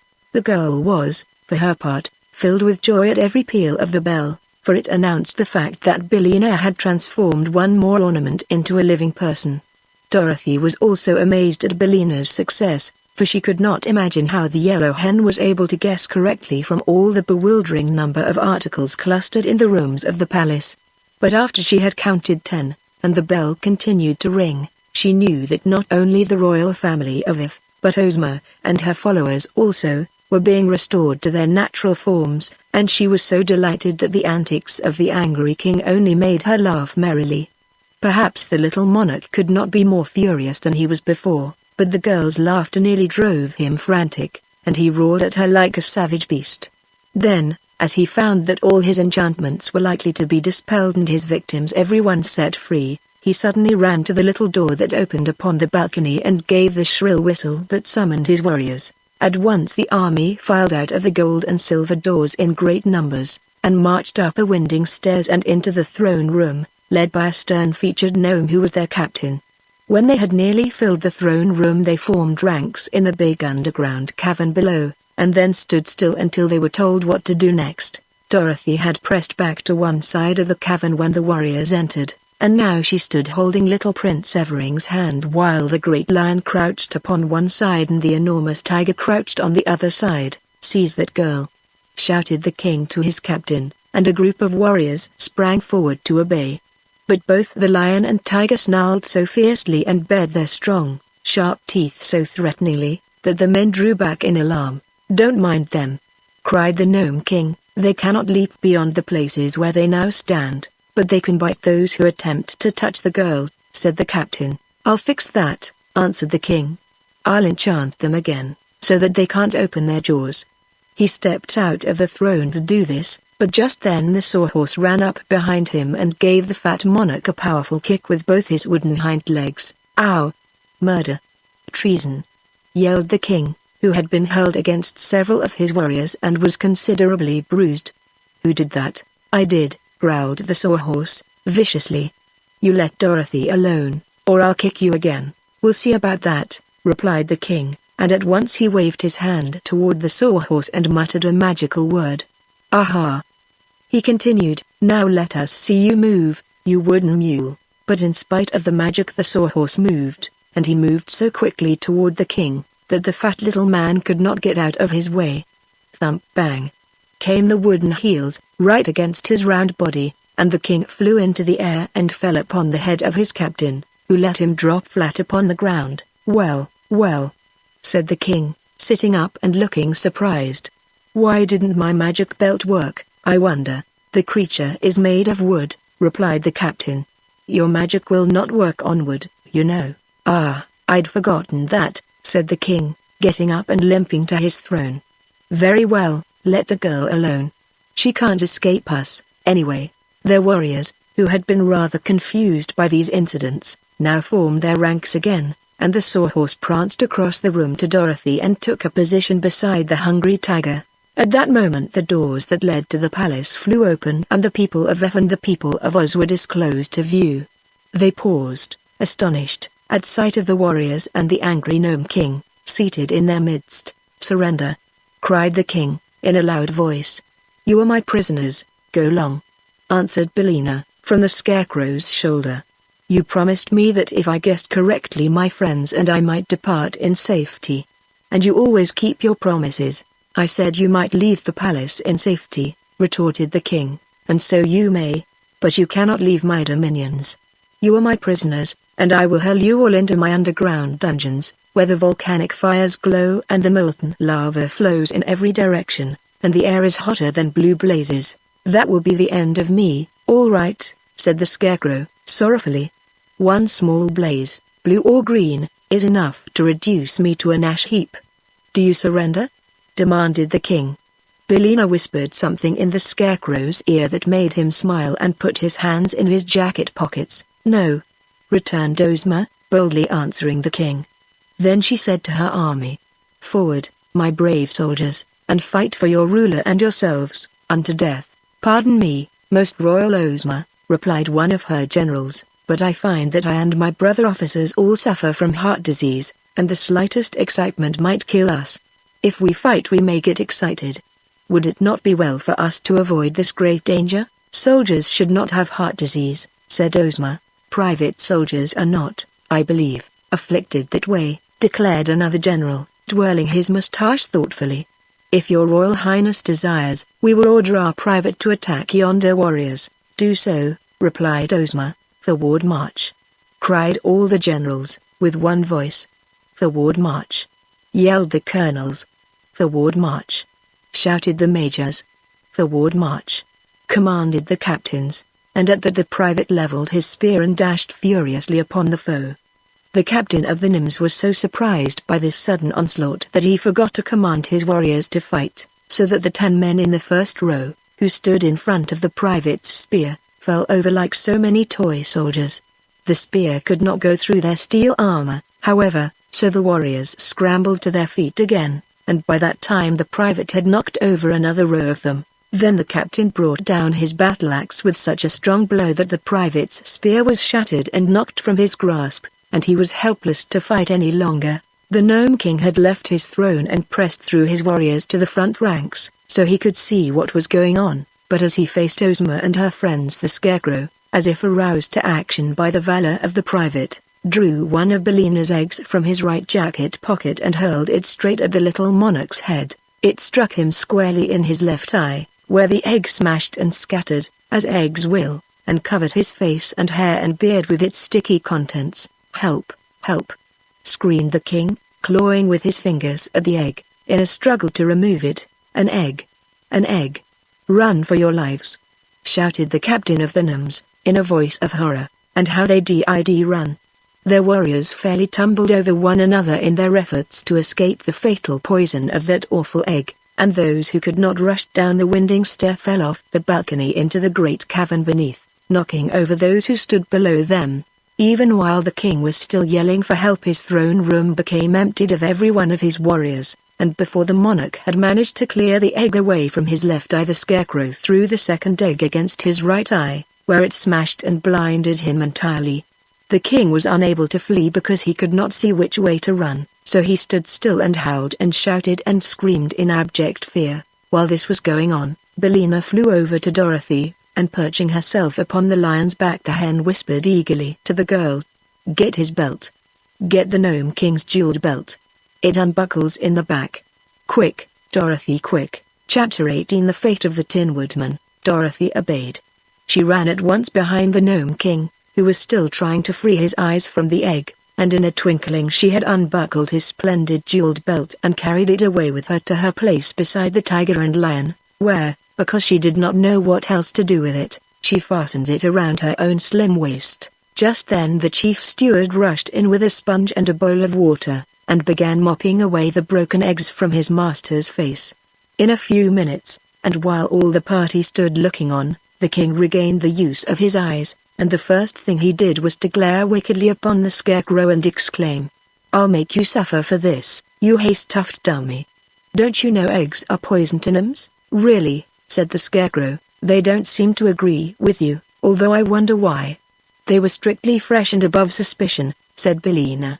"You ought to be glad to get them. I'll transform you all into scorpions," cried the king, angrily, and began waving his arms and muttering magic words. But none of the people became scorpions, so the king stopped and looked at them in surprise. "What's wrong?" he asked. "Why, you are not wearing your magic belt," replied the chief steward, after looking the king over carefully. "Where is it? What have you done with it?" The Gnome King clapped his hand to his waist, and his rock-colored face turned white as chalk. "It's gone," he cried, helplessly. "It's gone, and I am ruined." Dorothy now stepped forward and said, "Royal Ozma, and you, Queen of If, I welcome you and your people back to the land of the living. Billina has saved you from your troubles, and now we will leave this dreadful place, and return to If as soon as possible." While the child spoke they could all see that she wore the magic belt, and a great cheer went up from all her friends, which was led by the voices of the scarecrow and the private. But the Gnome King did not join them. He crept back onto his throne like a whipped dog, and lay there bitterly bemoaning his defeat. "But we have not yet found my faithful follower, the Tin Woodman," said Ozma to Dorothy, "and without him I do not wish to go away." "Nor I," replied Dorothy, quickly.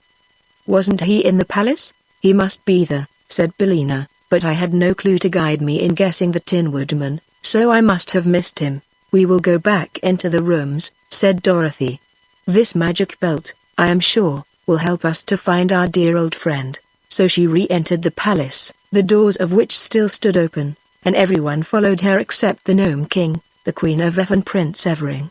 The mother had taken the little prince in her lap and was fondling and kissing him lovingly, for he was her youngest born, but the others went with Dorothy, and when she came to the middle of the first room the girl waved her hand, as she had seen the king do, and commanded the Tin Woodman, whatever form he might then have, to resume his proper shape.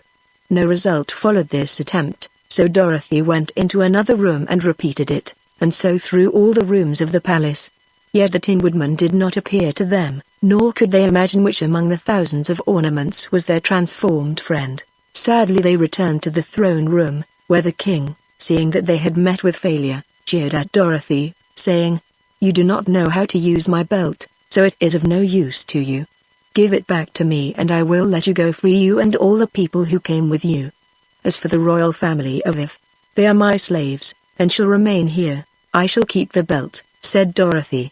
"But how can you escape, without my consent?" asked the king. "Easily enough," answered the girl. "All we need to do is to walk out the way that we came in." "Oh, that's all, is it?" sneered the king. "Well, where is the passage through which you entered this room?" They all looked around, but could not discover the place, for it had long since been closed. Dorothy, however, would not be dismayed. She waved her hand toward the seemingly solid wall of the cavern and said, "I command the passage to open."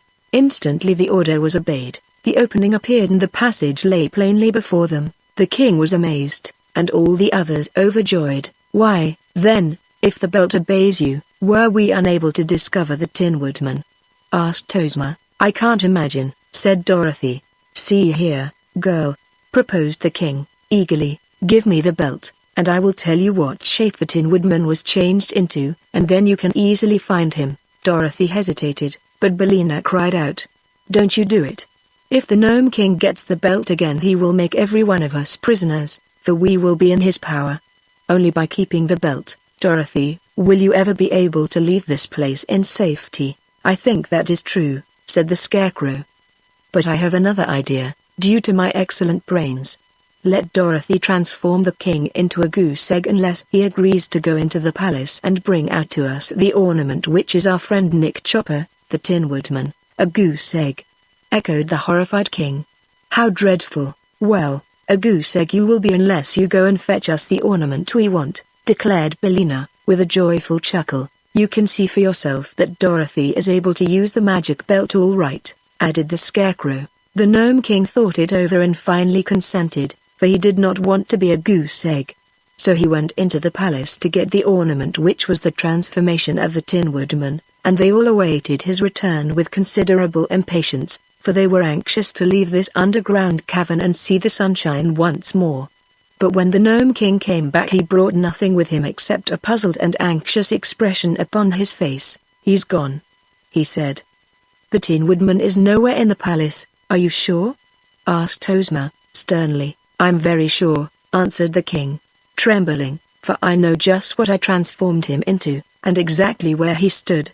But he is not there, and please don't change me into a goose egg, because I've done the best I could." They were all silent for a time, and then Dorothy said, "There is no use punishing the Gnome King anymore, and I'm afraid we'll have to go away without our friend. If he is not here, we cannot rescue him," agreed the Scarecrow, sadly. "Poor Nick. I wonder what has become of him, and he owed me 6 weeks back pay," said one of the generals, wiping the tears from his eyes with his gold-laced coat sleeve. Very sorrowfully they determined to return to the upper world without their former companion, and so Ozma gave the order to begin the march through the passage. The army went first, and then the royal family of If, and afterward came Dorothy, Ozma, Billina, the Scarecrow and Tik-Tok. They left the Gnome King scowling at them from his throne, and had no thought of danger until Ozma chanced to look back and saw a large number of the warriors following them in full chase, with their swords and spears and axes raised to strike down the fugitives as soon as they drew near enough. Evidently the Gnome King had made this last attempt to prevent their escaping him, but it did him no good, for when Dorothy saw the danger they were in she stopped and waved her hand and whispered a command to the magic belt. Instantly the foremost warriors became eggs, which rolled upon the floor of the cavern in such numbers that those behind could not advance without stepping upon them. But, when they saw the eggs, all desire to advance departed from the warriors, and they turned and fled madly into the cavern, and refused to go back again. Our friends had no further trouble in reaching the end of the passage, and soon were standing in the outer air upon the gloomy path between the two high mountains. But the way to F lay plainly before them, and they fervently hoped that they had seen the last of the Gnome King and of his dreadful palace. The cavalcade was led by Ozma, mounted on the Cowardly Lion, and the Queen of If, who rode upon the back of the tiger. The children of the Queen walked behind her, hand in hand. Dorothy rode the Sawhorse, while the Scarecrow walked and commanded the army in the absence of the Tin Woodman. Presently the way began to lighten and the more of the sunshine to come in between the two mountains. And before long they heard the thump, thump, thump, of the giant's hammer upon the road. "How may we pass the monstrous man of iron?" asked the Queen, anxious for the safety of her children. But Dorothy solved the problem by a word to the magic belt. The giant paused, with his hammer held motionless in the air, thus allowing the entire party to pass between his cast iron legs in safety. Chapter 19 The King of If. If there were any shifting, rock-colored gnomes on the mountainside now, they were silent and respectful, for our adventurers were not annoyed, as before, by their impudent laughter. Really the gnomes had nothing to laugh at, since the defeat of their king. On the other side they found Ozma's golden chariot, standing as they had left it. Soon the lion and the tiger were harnessed to the beautiful chariot, in which was enough room for Ozma and the Queen and 6 of the royal children. Little Evering preferred to ride with Dorothy upon the Sawhorse, which had a long back. The prince had recovered from his shyness and had become very fond of the girl who had rescued him, so they were fast friends and chatted pleasantly together as they rode along. Billina was also perched upon the head of the wooden steed, which seemed not to mind the added weight in the least, and the boy was full of wonder that a hen could talk, and say such sensible things. When they came to the gulf, Ozma's magic carpet carried them all over in safety, and now they began to pass the trees, in which birds were singing, and the breeze that was wafted to them from the farms of F was spicy with flowers and new-mown hay. and the sunshine fell full upon them, to warm them and drive away from their bodies the chill and dampness of the underground kingdom of the Gnomes. I would be quite content, said the Scarecrow to Tick-Tock, were only the Tin Woodman with us. But it breaks my heart to leave him behind. He was a fine fellow, replied Tick-Tock, although his material was not very durable. Oh, tin is an excellent material, the Scarecrow hastened to say, and if anything ever happened to poor Nick Chopper he was always easily soldered. Besides, he did not have to be wound up, and was not liable to get out of order. I sometimes wish, said Tick-Tock, that I was stuffed with straw, as you are. It is hard to be made of copper. I have no reason to complain of my lot, replied the Scarecrow. A little fresh straw, now and then, makes me as good as new.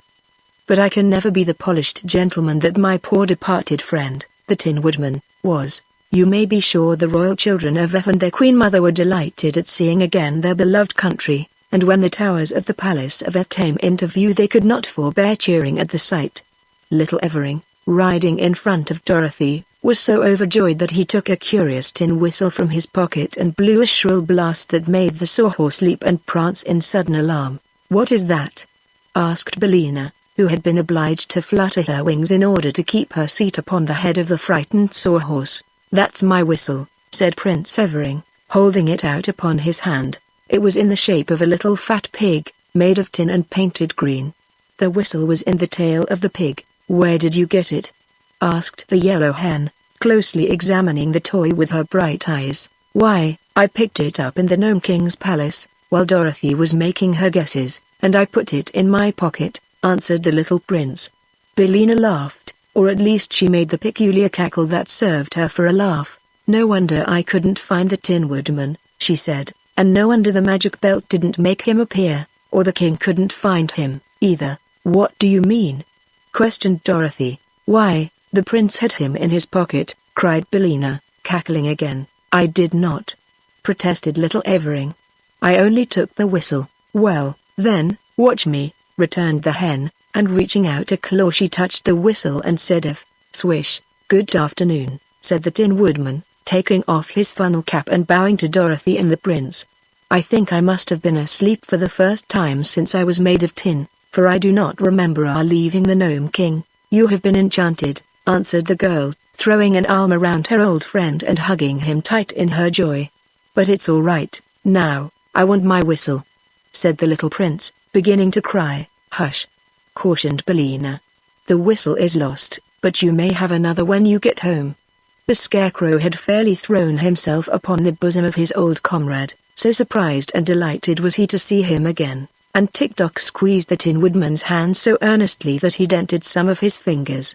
Then they had to make way for Ozma to welcome the Tin Man, and the army caught sight of him and set up a cheer, and everybody was delighted and happy, for the Tin Woodman was a great favorite with all who knew him, and his sudden recovery after they had thought he was lost to them forever was indeed a pleasant surprise. Before long the cavalcade arrived at the royal palace, where a great crowd of people had gathered to welcome their queen and her 10 children. There was much shouting and cheering, and the people threw flowers in their path, and every face wore a happy smile. They found the Princess Langwidere in her mirrored chamber, where she was admiring one of her handsomest heads, one with rich chestnut hair, dreamy walnut eyes and a shapely hickory nut nose. She was very glad to be relieved of her duties to the people of If, and the Queen graciously permitted her to retain her rooms and her cabinet of heads as long as she lived. Then the Queen took her eldest son out upon a balcony that overlooked the crowd of subjects gathered below, and said to them, "Here is your future ruler, King Avado 15th. He is 15 years of age, has 15 silver buckles on his jacket and is the 15th Avado to rule the land of If." The people shouted their approval 15 times, and even the Wheelers, some of whom were present, loudly promised to obey the new king. So the Queen placed a big crown of gold, set with rubies, upon Avado's head, and threw an ermine robe over his shoulders, and proclaimed him king, and he bowed gratefully to all his subjects and then went away to see if he could find any cake in the royal pantry. Ozma of Oz and her people, as well as Dorothy, Tick-Tock and Billina, were splendidly entertained by the Queen Mother, who owed all her happiness to their kind offices, and that evening the yellow hen was publicly presented with a beautiful necklace of pearls and sapphires, as a token of esteem from the new king. Chapter 20 The Emerald City. Dorothy decided to accept Ozma's invitation to return with her to the Land of Oz. There was no greater chance of her getting home from Earth than from Oz, and the little girl was anxious to see once more the country where she had encountered such wonderful adventures. By this time Uncle Henry would have reached Australia in his ship, and had probably given her up for lost, so he couldn't worry any more than he did if she stayed away from him a while longer. So she would go to Oz. They bade goodbye to the people of Earth, and the king promised Ozma that he would ever be grateful to her and render the Land of Oz any service that might lie within his power. And then they approached the edge of the dangerous desert, and Ozma threw down the magic carpet, which had once unrolled far enough for all of them to walk upon it without being crowded. Tick-Tock, claiming to be Dorothy's faithful follower because he belonged to her, had been permitted to join the party, and before they started the girl wound up his machinery as far as possible, and the Copper Man stepped off as briskly as any one of them. Ozma also invited Billina to visit the Land of Oz, and the Yellow Hen was glad enough to go where new sights and scenes awaited her. They began the trip across the desert early in the morning, and as they stopped only long enough for Billina to lay her daily egg, before sunset they espied the green slopes and wooded hills of the beautiful Land of Oz. They entered it in the Munchkin territory, and the King of the Munchkins met them at the border and welcomed Ozma with great respect, being very pleased by her safe return. For Ozma of Oz ruled the King of the Munchkins, the King of the Winkies, the King of the Quadlings and the King of the Gillikins, just as those kings ruled their own people, and this supreme ruler of the Land of Oz lived in a great town of her own, called the Emerald City, which was in the exact center of the 4 kingdoms of the Land of Oz. The Munchkin King entertained them at his palace that night, and in the morning they set out for the Emerald City, traveling over a road of yellow brick that led straight to the jewel-studded gates. Everywhere the people turned out to greet their beloved Ozma, and to hail joyfully the Scarecrow, the Tin Woodman and the Cowardly Lion, who were popular favorites. Dorothy, too, remembered some of the people who had befriended her on the occasion of her first visit to Oz, and they were well pleased to see the little Kansas girl again, and showered her with compliments and good wishes. At one place, where they stopped to refresh themselves, Ozma accepted a bowl of milk from the hands of a pretty dairymaid. Then she looked at the girl more closely, and exclaimed, "Why, it's Ginger, isn't it?" "Yes, Your Highness," was the reply, as Ginger dropped a low curtsy. And Dorothy looked wonderingly at this lively-appearing person, who had once assembled an army of women and driven the Scarecrow from the throne of the Emerald City, and even fought a battle with the powerful army of Glinda the Sorceress. "I've married a man who owns 9 cows," said Ginger to Ozma, "and now I am happy and contented and willing to lead a quiet life and mind my own business." "Where is your husband?" asked Ozma. "He is in the house, nursing a black eye," replied Ginger, calmly. "The foolish man would insist upon milking the red cow when I wanted him to milk the white one, but he will know better next time, I am sure." Then the party moved on again, and after crossing a broad river on a ferry and passing many fine farmhouses that were dome-shaped and painted a pretty green color, they came in sight of a large building that was covered with flags and bunting. "I don't remember that building," said Dorothy. "What is it?" "That is the College of Art and Athletic Perfection," replied Ozma. "I had it built quite recently, and the Wogglebug is its president. It keeps him busy, and the young men who attend the college are no worse off than they were before. You see, in this country are a number of youths who do not like to work, and the college is an excellent place for them." And now they came in sight of the Emerald City, and the people flocked out to greet their lovely ruler. There were several bands and many officers and officials of the realm, and a crowd of citizens in their holiday attire. Thus the beautiful Ozma was escorted by a brilliant procession to her royal city, and so great was the cheering that she was obliged to constantly bow to the right and left to acknowledge the greetings of her subjects. That evening there was a grand reception in the royal palace, attended by the most important persons of Oz, and Jack Pumpkinhead, who was a little overripe but still active, read an address congratulating Ozma of Oz upon the success of her generous mission to rescue the royal family of a neighboring kingdom. Then magnificent gold medals set with precious stones were presented to each of the 26 officers, and the Tin Woodman was given a new axe studded with diamonds, and the Scarecrow received a silver jar of complexion powder. Dorothy was presented with a pretty coronet and made a Princess of Oz, and Tick-Tock received 2 bracelets set with 8 rows of very clear and sparkling emeralds. Afterward they sat down to a splendid feast, and Ozma put Dorothy at her right and Billina at her left, where the hen sat upon a golden roost and ate from a jeweled platter. Then were placed the Scarecrow, the Tin Woodman and Tick-Tock, with baskets of lovely flowers before them, because they did not require food. The 26 officers were at the lower end of the table, and the lion and the tiger also had seats, and were served on golden platters, that held a half a bushel at one time. The wealthiest and the most important citizens of the Emerald City were proud to wait upon these famous adventurers, and they were assisted by a sprightly little maid named Jellia Jam, whom the Scarecrow pinched upon her rosy cheeks and seemed to know very well. During the feast Ozma grew thoughtful, and suddenly she asked, "Where is the private?" "Oh, he is sweeping out the barracks," replied one of the generals, who was busy eating a leg of a turkey. "But I have ordered him a dish of bread and molasses to eat when his work is done." "Let him be sent for," said the girl ruler. While they waited for this command to be obeyed, she inquired, "Have we any other privates in the armies?" "Oh, yes," replied the Tin Woodman. "I believe there are 3, altogether." The private now entered, saluting his officers and the royal Ozma very respectfully. "What is your name, my man?" asked the girl. "Omby-Amby," answered the private. "Then, Omby-Amby," said she, "I promote you to be Captain General of all the armies of my kingdom, and especially to be commander of my bodyguard at the royal palace." "It is very expensive to hold so many officers," said the private, hesitating. "I have no money with which to buy uniforms." "You shall be supplied from the royal treasury," said Ozma. Then the private was given a seat at the table, where the other officers welcomed him cordially, and the feasting and merriment were resumed. Suddenly Jellia Jam exclaimed, "There is nothing more to eat. The hungry tiger has consumed everything." "But that is not the worst of it," declared the tiger, mournfully. "Somewhere or somehow, I've actually lost my appetite." Chapter 21 Dorothy's Magic Belt. Dorothy passed several very happy weeks in the land of Oz as the guest of the royal Ozma, who delighted to please and interest the little Kansas girl. Many new acquaintances were formed and many old ones renewed, and wherever she went Dorothy found herself among friends. One day, however, as she sat in Ozma's private room, she noticed hanging upon the wall a picture which constantly changed in appearance, at one time showing a meadow and at another time a forest, a lake or a village. "How curious!"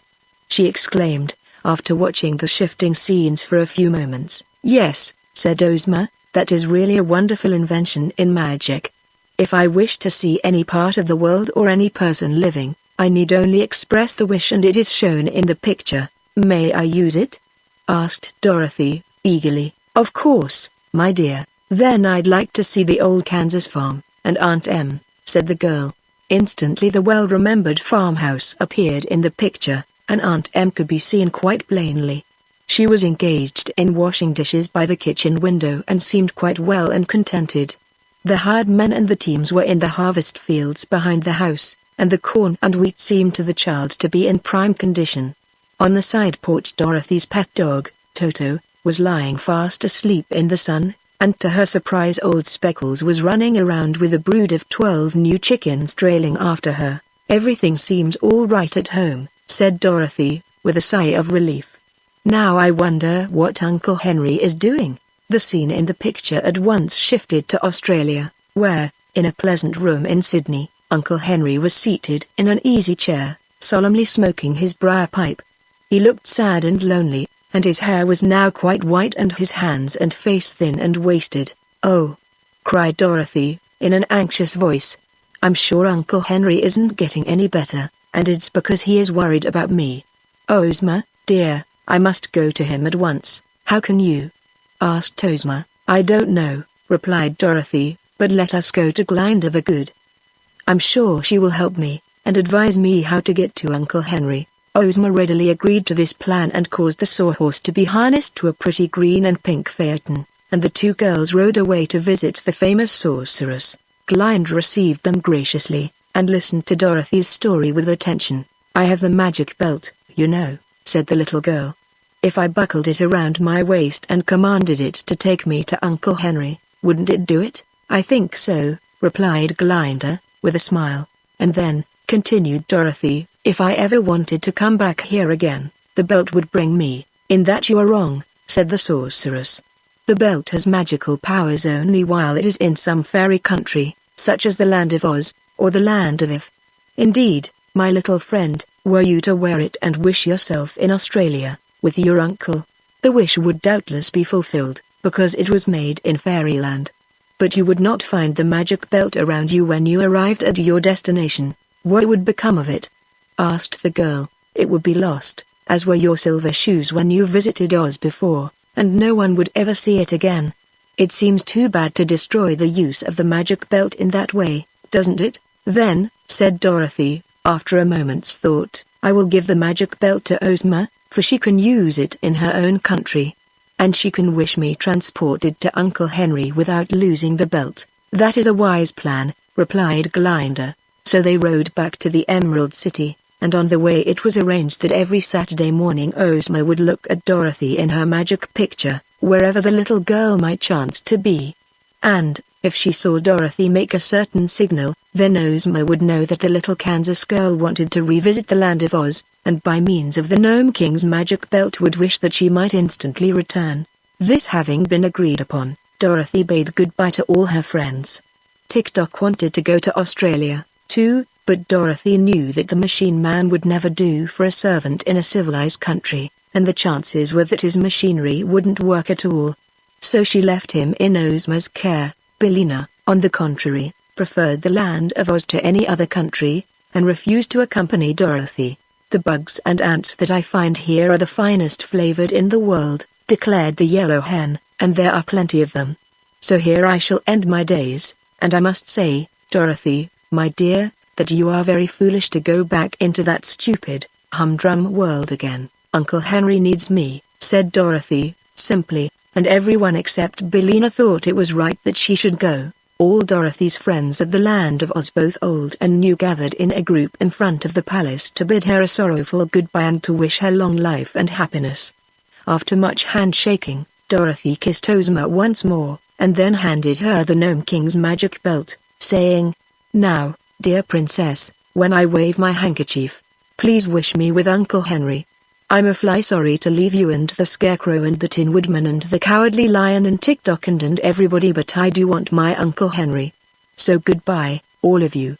Then the little girl stood on one of the big emeralds which decorated the courtyard, and after looking once again at each of her friends, waved her handkerchief. "No," said Dorothy, "I wasn't drowned at all. And I've come to nurse you and take care of you, Uncle Henry, and you must promise to get well as soon as possible." Uncle Henry smiled and cuddled his little niece close in his lap. "I'm better already, my darling," said he.